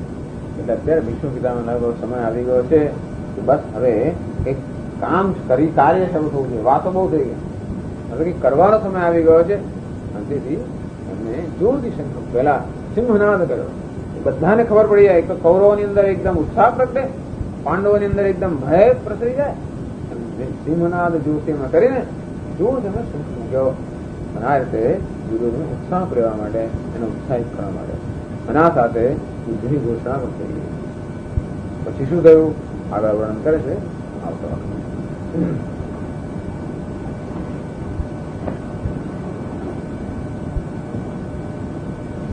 ઓમ પૂર્ણમદ પૂર્ણમિદં પૂર્ણાત પૂર્ણમુદચ્યતે પૂર્ણસ્ય પૂર્ણમાદાય પૂર્ણમેવાવશિષ્યતે. ઓમ શાંતિ શાંતિ શાંતિ. શંકરં શંકરાચાર્યં કેશવં બાદરાયણં સૂત્રભાષ્યકૃતૌ વંદે ભગવन्तौ પુનઃ પુનઃ. ઈશ્વરો ગુરુરાત્મેતિ મૂર્તિભેદવિભાગિને વ્યોમવદ્વ્યાપ્તદેહાય દક્ષિણામૂર્તये નમઃ. ઓમ શાંતિ શાંતિ શાંતિ. હરિ ઓમ શ્રી ગુરુભ્યો નમઃ. ॐ नारायणः परो व्यक्तात्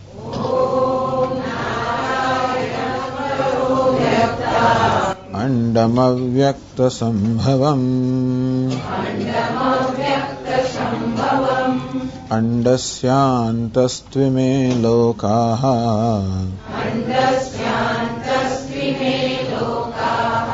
सप्तद्वीपा च मेदिनी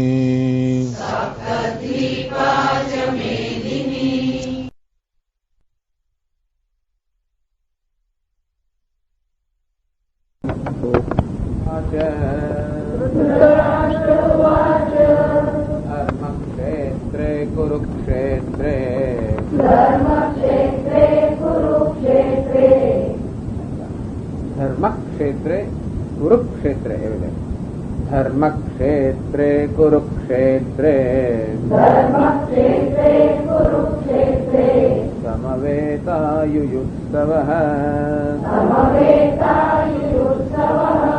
मामकाः पाण्डवाश्चैव विसर्गोच्चार मामकाः पाण्डवाश्चैव किमकुर्वत सञ्जय सञ्जय उवाच दृष्ट्वा तु पाण्डवानीकम्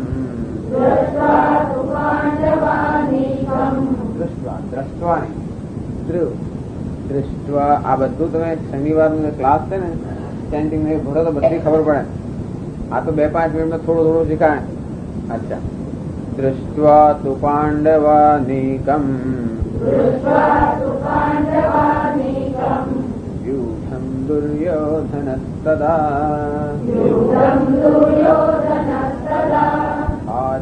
आचार्यमुपसंगम्य राजा वचनमब्रवीत् पश्यैतां पाण्डुपुत्राणाम् आचार्यमहतीं च मूम् व्यूढां द्रुपदपुत्रेण तव शिष्येण धीमता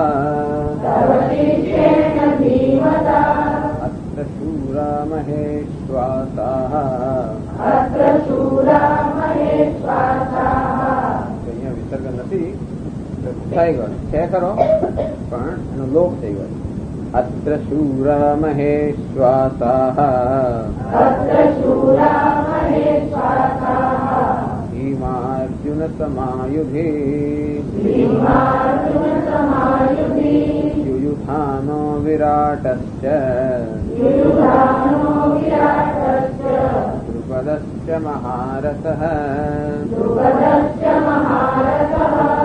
दृष्टकेतुश्चेकितानः काशीराजश्च वीर्यवान् पुरुजित् कुन्तिभोजश्च शैब्यश्च नरपुङ्गवः अटकवाने शैव्यश्च नरपुङ्गवः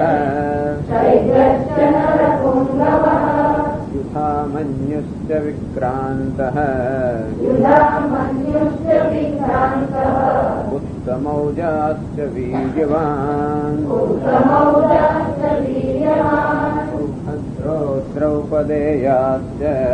सुभद्रो द्रौपदेयाश्च सर्व एव महारथाः अस्माकं तु विशिष्टाये तान् निबोधद्विजोत्तम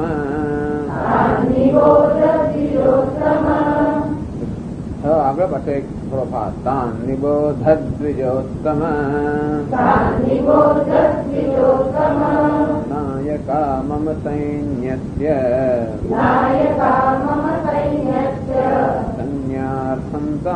ब्रवीमि ते भवान् भीष्मश्च कर्णश्च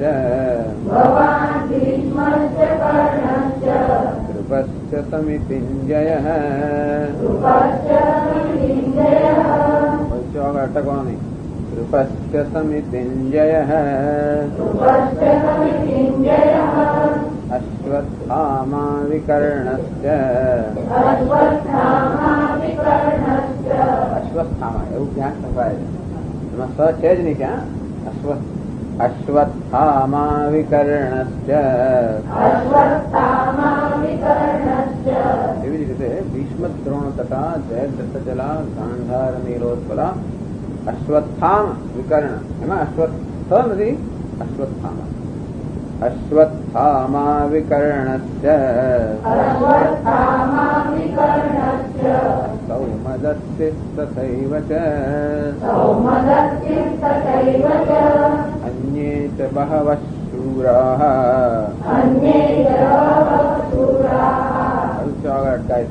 अन्ये च बहवः शूराः मदर्थे त्यक्तजीविताः नानाशस्त्रप्रहरणाः सर्वे युद्धविशारदाः अपर्याप्तं तदस्माकम् बलं भीष्माभिरक्षितम् पर्याप्तं स्विदमेतेषाम् बलं भीमाभिरक्षितम् अयनेषु च सर्वेषु यथा भागमवस्थिताः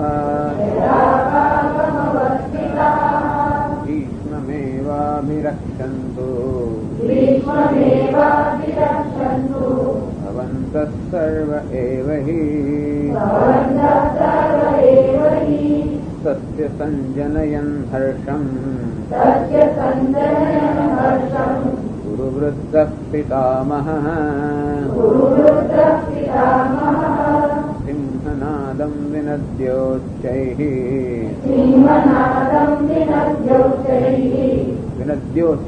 सिंहनादं विनद्योच्चैः વિનદ્યૌ સંભળાય છે પણ હવે સુધારવાનું વિનદ્યોચ્ચૈઃ વિનદ્યૌચ્ચૈઃ ને ઓચ સિંહનાદં વિનદ્યોચ્ચૈઃ શંખં દદ્મૌ પ્રતાપવાન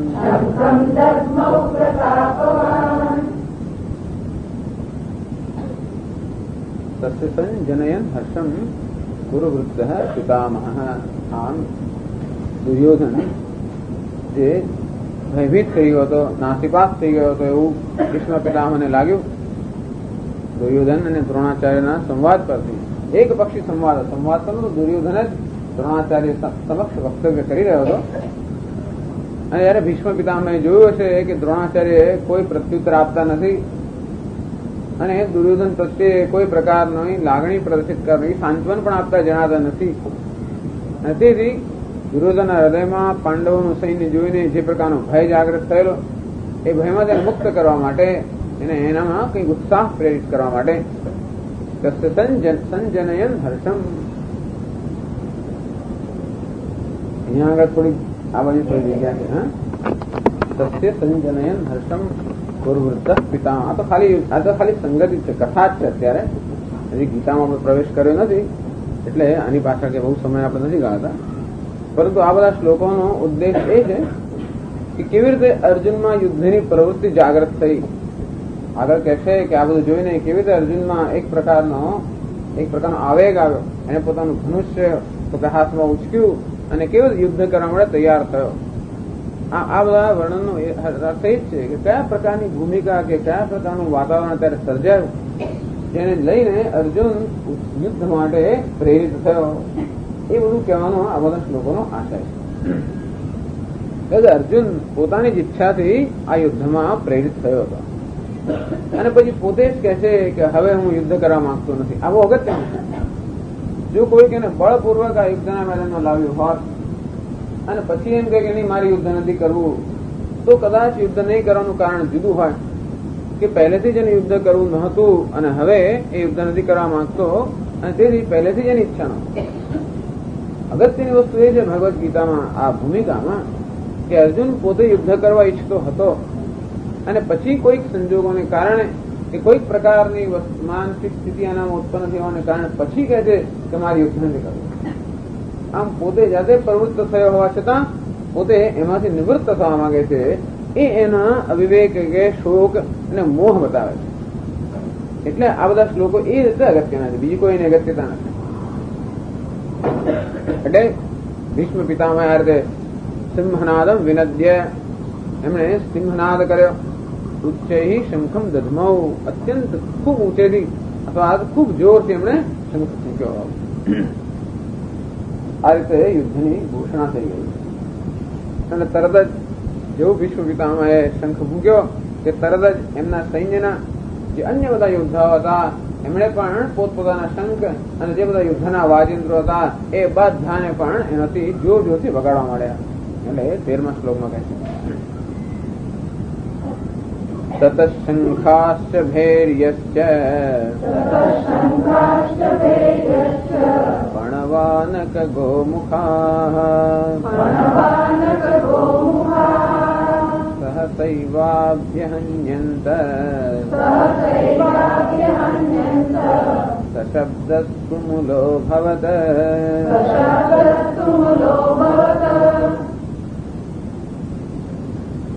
તતઃ જેવું ભીષ્મ પિતામહે આ પ્રકારે શંખ વગાડ્યો કે તરત જ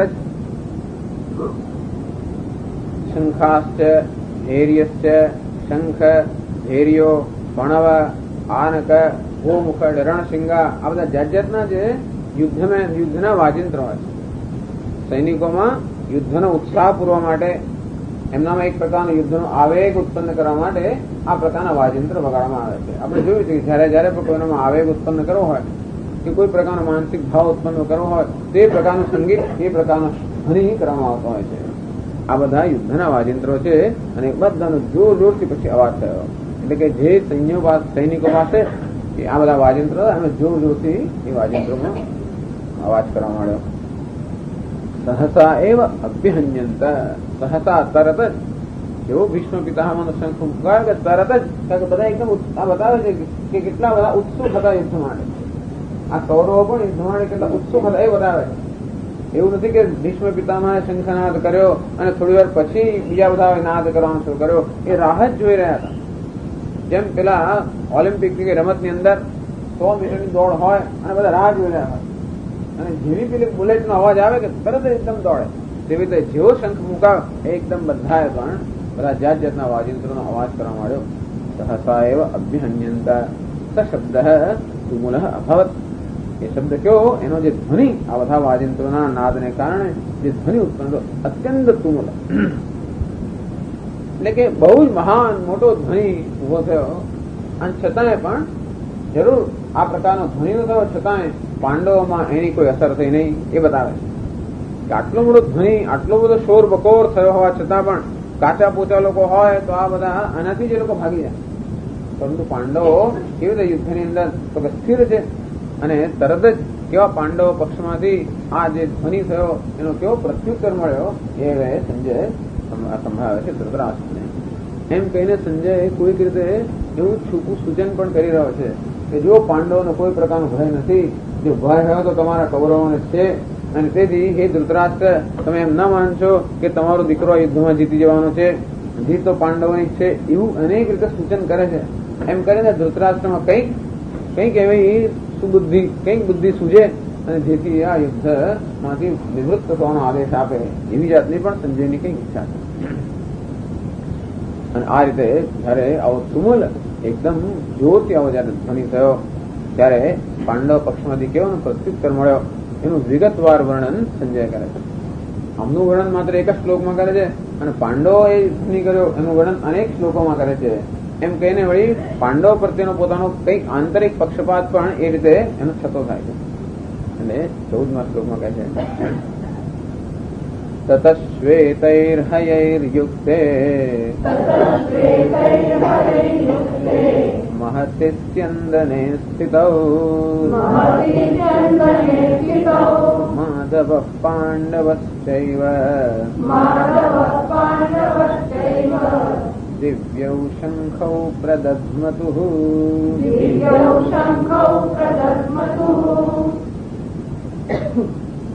ततः જેવો આ કૌરવ સૈન્યમાંથી આ પ્રકારનો ધ્વનિ થયો કે તરત જ શ્વેતૈઃ હયૈઃ યુક્તે महति स्यन्दने स्थितौ माधवः पांडवश्चैव. माधव अर्थात श्री कृष्ण, पांडव अर्थात अर्जुन, महति स्यन्दने स्थितौ. महान स्यन्दन એટલે કે રથ, એક મહાન રથમાં જેઓ બેઠેલા હતા એવા શ્રી કૃષ્ણ અને અર્જુન. આમ બધા રથો છે, કેટલાય બધા સૈનિકો, કેટલા યોદ્ધાઓ રથમાં બેઠેલા જ છે. અને એટલે બધા રથમાં બેઠેલા હોવા છતાં પણ આ જે અર્જુનનો રથ છે એને સંજય વિશેષ કરીને એ બતાવે છે. એ બતાવે છે કે અર્જુન કોઈ સામાન્ય રથમાં નથી અને અર્જુનના સારથી કોઈ સામાન્ય નથી. અને આમ કેવી રીતે વિજય એમનો થવાનો છે એનું સૂચન કંઈક કરે છે. મહતી ચંદ્ર મહાન, કારણ કે અર્જુનનો જે રથ છે એ રથ એને અગ્નિ દેવતાએ આપેલો હતો. જયારે ખંડવન બાળવાનું હતું, અગ્નિને ખૂબ ભૂખ લાગેલી, કારણ કે બધા બ્રાહ્મણો અને ઋષિમુનિઓ એ જણો ખૂબ યજ્ઞ કરીને ખૂબ અગ્નિમાં ઘી ઘૂમેલું, એટલે અગ્નિનો અપચો થઈ ગયો, ઘી ખાઈ ખાય. એટલે એ કહે છે કે હવે આ મને અપચો થઈ ગયો છે તો કેવી રીતે ઘી પચાવ, એટલે ક્યાંક આગ લગાડવાની જરૂર છે. અને તેથી ખાંડવ વન જે હતું એ ખાંડવ વનની અંદર આગ લગાડવાની જરૂર હતી. અને તે વખતે ખાંડવ વનમાં જયારે અગ્નિ આગ લગાડી ત્યારે જે અનેક પ્રાણીઓ અને બધા ચિત્કાર કર્યા, એમણે ઇન્દ્રને પ્રાર્થના કરી, ત્યારે ઇન્દ્રએ ત્યાં તો એકદમ મેઘ વર્ષા કરી. અને ત્યારે આ અર્જુન આ અગ્નિના પક્ષમાં રહીને એમણે ઇન્દ્રની સાથે પણ યુદ્ધ કર્યું અને આ રીતે અગ્નિને એમણે બચાવ્યો. અને અગ્નિ એમના પર ખૂબ પ્રસન્ન થઈ ગયા અને એના પ્રસન્નતાના એમના આશીર્વાદ રૂપે એક મહાન જે રથ છે એ અર્જુનને ભેટ આપ્યો. એટલે કે છે મહાતી ચંદ્રને સ્થિતૌ. અને રથ પણ કોઈ સામાન્ય, એનું કઈ સામાન્ય નથી. ધનુષ્ય પણ ગાંડીવ, એનો રથ પણ અગ્નિ આપેલો, બધો એનો દેવદત્તમ દેવતા આપેલો, એનો શંખ પણ દેવતાએ આપેલો. અર્જુન તો બહુ અલૌકિક વસ્તુ છે, અલૌકિક વ્યક્તિ છે એ બતાવે. મહતી ચંદને સ્થિત. અને કોણ બેઠેલા છે? માધવ, માં એટલે કે લક્ષ્મી, લક્ષ્મીપતિ બેઠેલા છે. જાણે કે સંજય ના સૂચવી રહ્યો કે આ બધી લક્ષ્મી એમને ત્યાં જ જવાની છે. એટલે માધવ પાંડવશ્ચૈવ, પાંડુના પુત્ર. એમ નહીં તો કૌંતેય એમ કહીને માતાનું સૂચન નથી કરતા. અર્જુન કોનો પુત્ર છે? પાંડુનો પુત્ર, રાજાનો પુત્ર છે. અથવા રાજ્ય પણ જાણે કે એની પાસે ન જવાનું હોય એવી જાતનું કંઈક. માધવ પાંડવશ્ચૈવ દિવ્યૌ શંખૌ પ્રદધ્મતુઃ. એમના શંખ પણ કેવા છે? દિવ્ય શંખ છે. જેવડે દેવતાઓ પાસેથી આવેલા છે એવા દિવ્ય શંખ આ માધવ, શ્રી કૃષ્ણ, અર્જુને બંને પોતાના દિવ્ય શંખ ફૂંક્યા.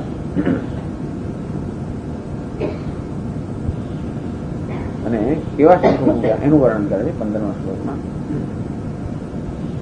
પાંચજન્યમ ઋષિકેશઃ દેવદત્તમ ધનંજયઃ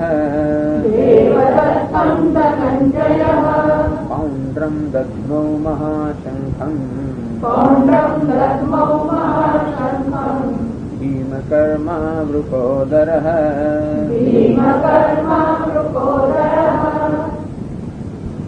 પાંચજન્યમ ઋષિકેશ. આ ઋષિકેશ શ્રી કૃષ્ણ માટે સંબોધન, એના માટે એનું નામ છે ઋષિકેશ. ઋષિકાણામ ઇન્દ્રિયાણામ ઈશ. ઋષિક અને ઈશ એમાંથી થાય છે ઋષિકેશ. ઋષિકનો એક અર્થ થાય છે ઇન્દ્રિય, જે સર્વ ઇન્દ્રિયોનો સ્વામી છે. અર્થાત સ્વામી કોણ છે? જે પરમાત્મા, જે અંતર્યામી છે, એ અંતરમાં બેઠેલો જે પરમાત્મા છે એ સર્વ ઇન્દ્રિયોનો સ્વામી છે, સર્વ ઇન્દ્રિયોનો પ્રેરક છે. સર્વ ઇન્દ્રિયો દ્વારા જે બી જ્ઞાન પ્રાપ્ત થાય છે એ જ્ઞાનનો તો જ્ઞાતા છે. એટલે કેવો છે? સર્વજ્ઞ છે. આમ સર્વ ઇન્દ્રિયની પાછળ રહેલો જે દેવ છે એનું નામ ઋષિકેશ. તેથી કેવા છે? સર્વજ્ઞ છે.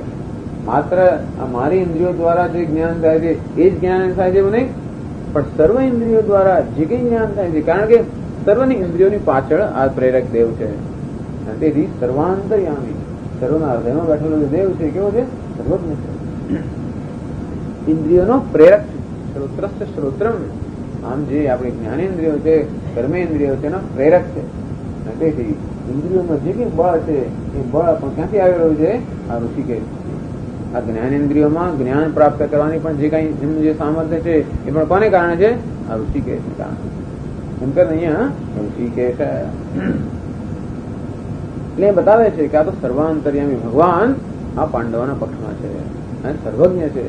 તેથી એ જ્યાં હોય ત્યાં જ વિજય હોઈ શકે. પાંચજન્ય શંખ પણ ભગવાનને મળેલો છે.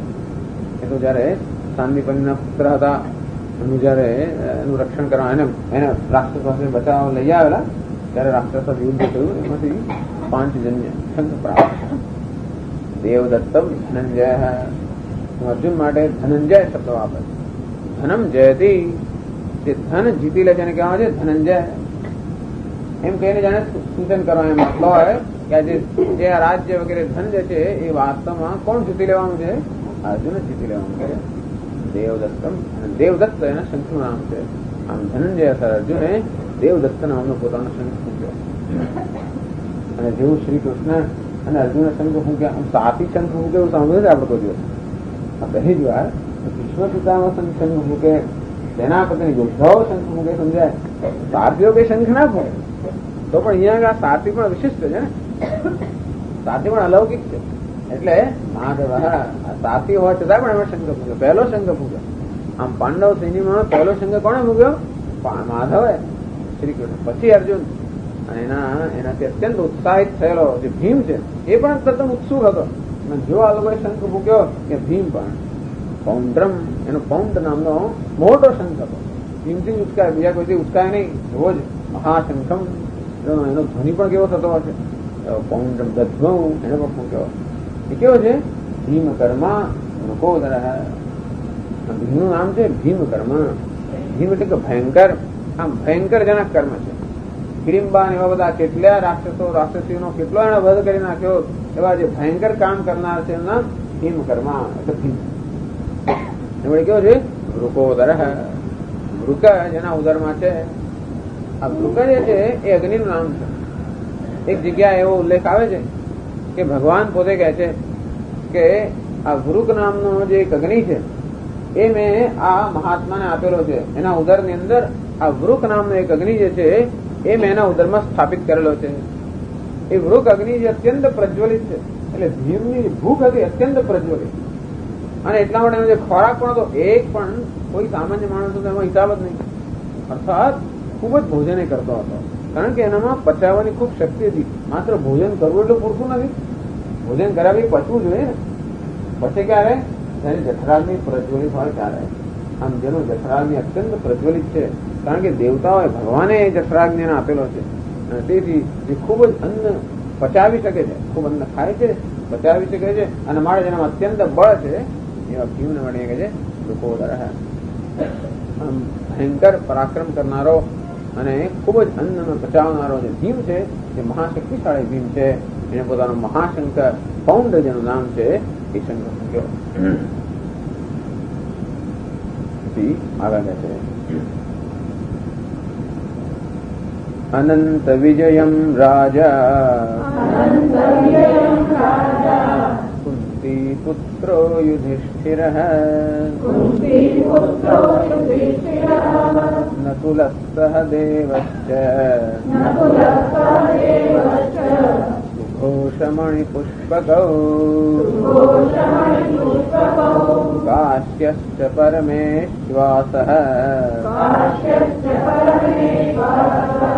શિખંડી ચ મહારથઃ દૃષ્ટદ્યુમ્નો વિરાટશ્ચ સાત્યકિશ્ચાપરાજિતઃ દ્રુપદો દ્રૌપદેયાશ્ચ સર્વશः पृथिवीपते सौभद्रस्य महाबाहुः शङ्खान् दद्मुः पृथक् पृथक्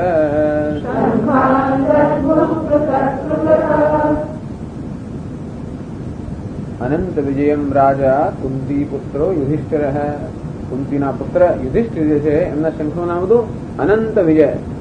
આમ દરેકના શંખના પણ નામ એ બતાવે છે કે કેટલી વિશિષ્ટ એમના આયુધોના પણ નામ, શંખના પણ નામ, રથના પણ નામ, બધાના નામ. કારણ કે ખાસ ખૂબ તપસ્યા કરીને, ખૂબ ઉપાસના કરીને દેવતાઓના પ્રસાદથી મેળવેલી આપણી વસ્તુઓ છે. એટલે કેવી સિદ્ધિઓ જ એમની પાસે એ બધું બતાવે છે. અનંત વિજય, જેનો વિજય કેવો છે? અનંત. એવો શંખ કોણે ફૂક્યો? કુંતી પુત્ર. આ કોઈ સામાન્ય પુત્ર નથી. કોને છે? કુંતીના પુત્ર છે. કુંતીએ અત્યંત તપસ્યા કરીને દેવતાઓના પ્રસાદથી મેળવેલા પુત્ર છે. કોઈ સામાન્ય પુત્ર નથી. કુંતી પુત્ર યુધિષ્ઠિર. યુધિષ્ઠિર. યુધિ એટલે કે યુદ્ધની અંદર જે સ્થિર હોય એનું નામ યુધિષ્ઠિર. અને એમ કેને બતાવવા માંગે છે કે યુદ્ધમાં જો કોઈ સ્થિર રહેવાનું હોય તો આ રહેવાના છે. તમારા દુર્યોધન વગેરે યુદ્ધમાં અસ્થિર છે. આ કેવા છે? યુદ્ધમાં સ્થિર છે. યુધિષ્ઠિર. યુદ્ધ એટલે કે યુદ્ધ. સાતમી યુદ્ધ યુધિષ્ઠિર. યુધિષ્ઠિર કુંતી પુત્ર. એ કેવા છે? રાજા. તો એને અત્યારથી રાજા કહે. ક્યાં રાજા છે? અત્યારે જંગલના રાજા હતા અત્યાર સુધી તો. છતાં પણ યુધિષ્ઠિર શું કહે છે? રાજા. એ કહે છે ખરા રાજા તો એ જ છે. રાજસૂય વગેરે યજ્ઞ કરીને એમણે જ ખરેખર એ પ્રકારના યજ્ઞ કરીને એમણે એ પ્રકારનું જે પદવી છે પ્રાપ્ત કરેલી છે અને એ જ રાજા થવાના પણ છે. ત્યારથી સંજય કહે છે રાજા કુંતી પુત્ર યુધિષ્ઠિર. એમણે અનંત વિજય નામનો પોતાનો જે શંખ છે નકુલ સહદેવ. અને પછી જો ભીમ નાનો છે તોય પણ પહેલા એને ફૂંક્યો. આમ તો યુધિષ્ઠિર પછી ભીમ આવે અને છતાંય પણ એટલો ઉત્સાહ ને એટલે તરત જેવો શ્રી કૃષ્ણ ને અર્જુન નો અવાજ સાંભળ્યો તરત એને ફૂંક્યો. પછી પાછળ યુધિષ્ઠિર, પછી નકુલ, પછી સહદેવ. નકુલના શંખનું નામ છે સુઘોષ. સુંદર ઘોષ કરે. સહદેવ એનું નામ છે મણિપુષ્પક. આમ નકુલ અને સહદેવે પણ સુઘોષ અને મણિપુષ્પક એના પોતાના શંખો છે એ ફૂંક્યા. અને પછી તો બધા કેટલાય રાજાઓ છે એની કઈ સંખ્યા નહીં, કઈ ગણતરી જ નથી. કાશ્યસ્ય કાશીના રાજા પરમેશ્વાસ. આગળ કહ્યું પરમ ઈશ્વાસ. ઈશ્વાસ એટલે ધનુષ્ય. ઈશુ, ઈશુ એટલે બાણ.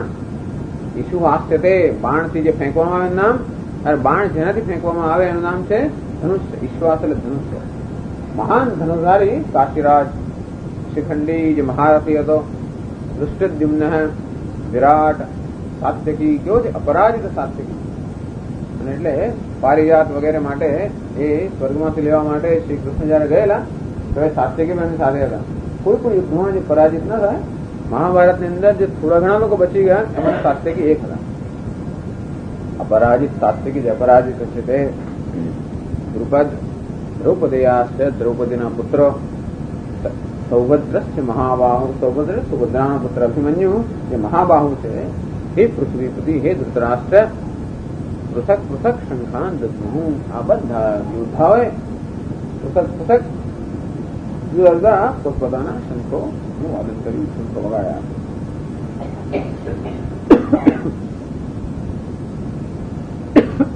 આ રીતે સંજય બધા નામ દઈ દઈને આવી રીતે વિસ્તારથી વર્ણન કરે છે પાંડવ સૈન્યનું. આ બધાએ જયારે પોતાનો શંખનાદ કર્યો ત્યારે પરિણામ શું આવ્યું? તો 19 શ્લોક કહે છે સઘોષોધાર્તરાષ્ટ્રાણામ હૃદયાનિ વ્યદારયત. હૃદયાનિ વ્યદારયત. નભસ્ય પૃથિવીમ ચૈવ તુમુલો વ્યનુનાદયન. નભસ્ય આગળ અટકવાનું નહીં. નભસ્ય પૃથ્વીમ ચૈવ. પૃથ્વી શબ્દ છે. ઘણી વાર પૃથ્વી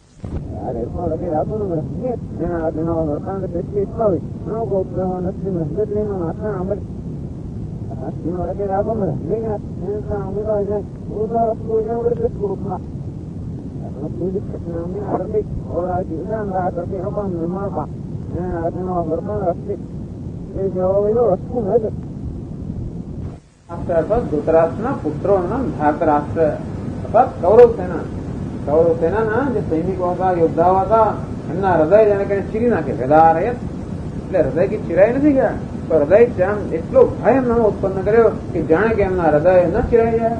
એ જે એવો ઘોષ ઉત્પન્ન થયો એને આ કૌરવ સૈન્યના સૈનિકોનો હૃદય જાણે કે ચીરી નાખ્યા. મહાન ભય ઉત્પન્ન કર્યો. કૌરવો જયારે શંખનાદ વગેરે એમના વાજિંત્ર વગાડ્યા ત્યારે પાંડવો સ્થિર ઉભા રહ્યા. જયારે આ પાંડવો જયારે શંખનાદ કર્યો ત્યારે કૌરવોમાં સર્વત્ર ભય વ્યાપી ગયો. કેમ? નભશ્ચ પૃથ્વી ચૈવ તુમુલઃ જન્નાદયન. એ જે ઘોષ હતો, નભ એટલે આકાશ અને પૃથ્વી.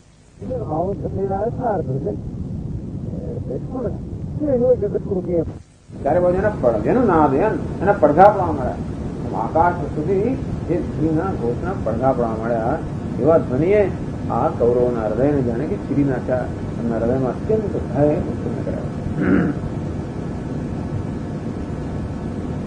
હવે આટલું થયું એટલે આપણે અપેક્ષા એવી રાખીએ કે કૌરવના હૃદયમાં જ આટલો ભય ઉત્પન્ન થયો તો કેમ કોઈ ભાગી ના, કોઈ ન ભાગી જાય. એટલે સંજય કહે છે કે કૌરવના હૃદયમાં અત્યંત ભય ઉત્પન્ન થયો અને અર્જુને પણ એવી અપેક્ષા રાખેલી કે જયારે આ પ્રકારનો શંખનાદ અમારા પક્ષમાંથી થાય છે ત્યારે આ બધા કૌરવો ભાગી જશે. પણ નહીં, કૌરવો ત્યાં હવે યુદ્ધની પ્રવૃત્તિનું કારણ બતાવે છે. અત્યારે કૌરવો ભાગી ગયા હોત તો યુદ્ધની પ્રવૃત્તિનું કોઈ કારણ નહોતું.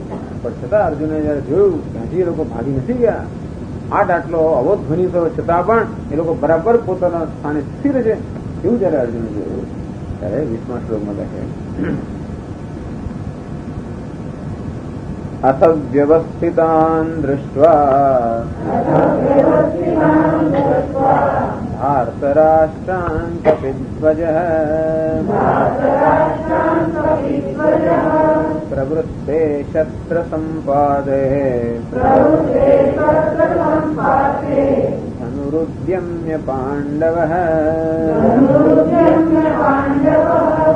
ઋષિકેશં તદા વાક્યમ ઇદમાહ મહીપતે.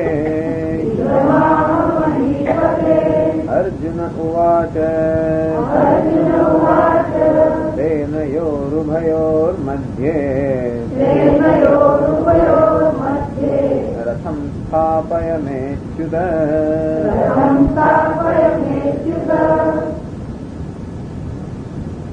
અથ વ્યવસ્થિતાન દૃષ્ટ્વા, અથ ત્યારે પણ એટલે કે આ રીતે ભય ઉત્પન્ન થવાનું કારણ હોવા છતાં અને શત્રુઓ યુદ્ધમાંથી પલાયન થઈ જાય એ પ્રકારની પરિસ્થિતિ ઉત્પન્ન થઈ હોવા છતાં પણ વ્યવસ્થિતાન દૃષ્ટ્વા ત્યારે અર્જુને જોયું ત્યાં કૌરવ સૈન્ય તો બરોબર પોતાના સ્થાનમાં જે સ્થિર છે. વ્યવસ્થિતાન દૃષ્ટ્વા ધાતરાષ્ટ્રાન વ્યવસ્થિતાન દૃષ્ટ્વા. આ ધૃતરાષ્ટ્રના પક્ષના જે સૈનિકો છે, કૌરવો જે છે એ પોતપોતાના સ્થાને હજી પણ વ્યવસ્થિત રીતે ઉભેલા છે એ જોઈને કપિધ્વજ. જે પાંડવોમાં કઈ ભય ઉત્પન્ન નથી થયો, કૌરવમાં ભય ઉત્પન્ન થયો, પાંડવોમાં કોઈ ભય નથી. એ અર્જુન માટે શબ્દ વાપરે છે કપિધ્વજ. કપિ અર્થાત વાંદરો. કપિ એટલે હનુમાનજી, જેના ધ્વજમાં હનુમાનજી વિરાજમાન સાક્ષાત. ખાલી હનુમાનજીનું ચિહ્ન જેના ધ્વજમાં છે નામ કપિધ્વજ.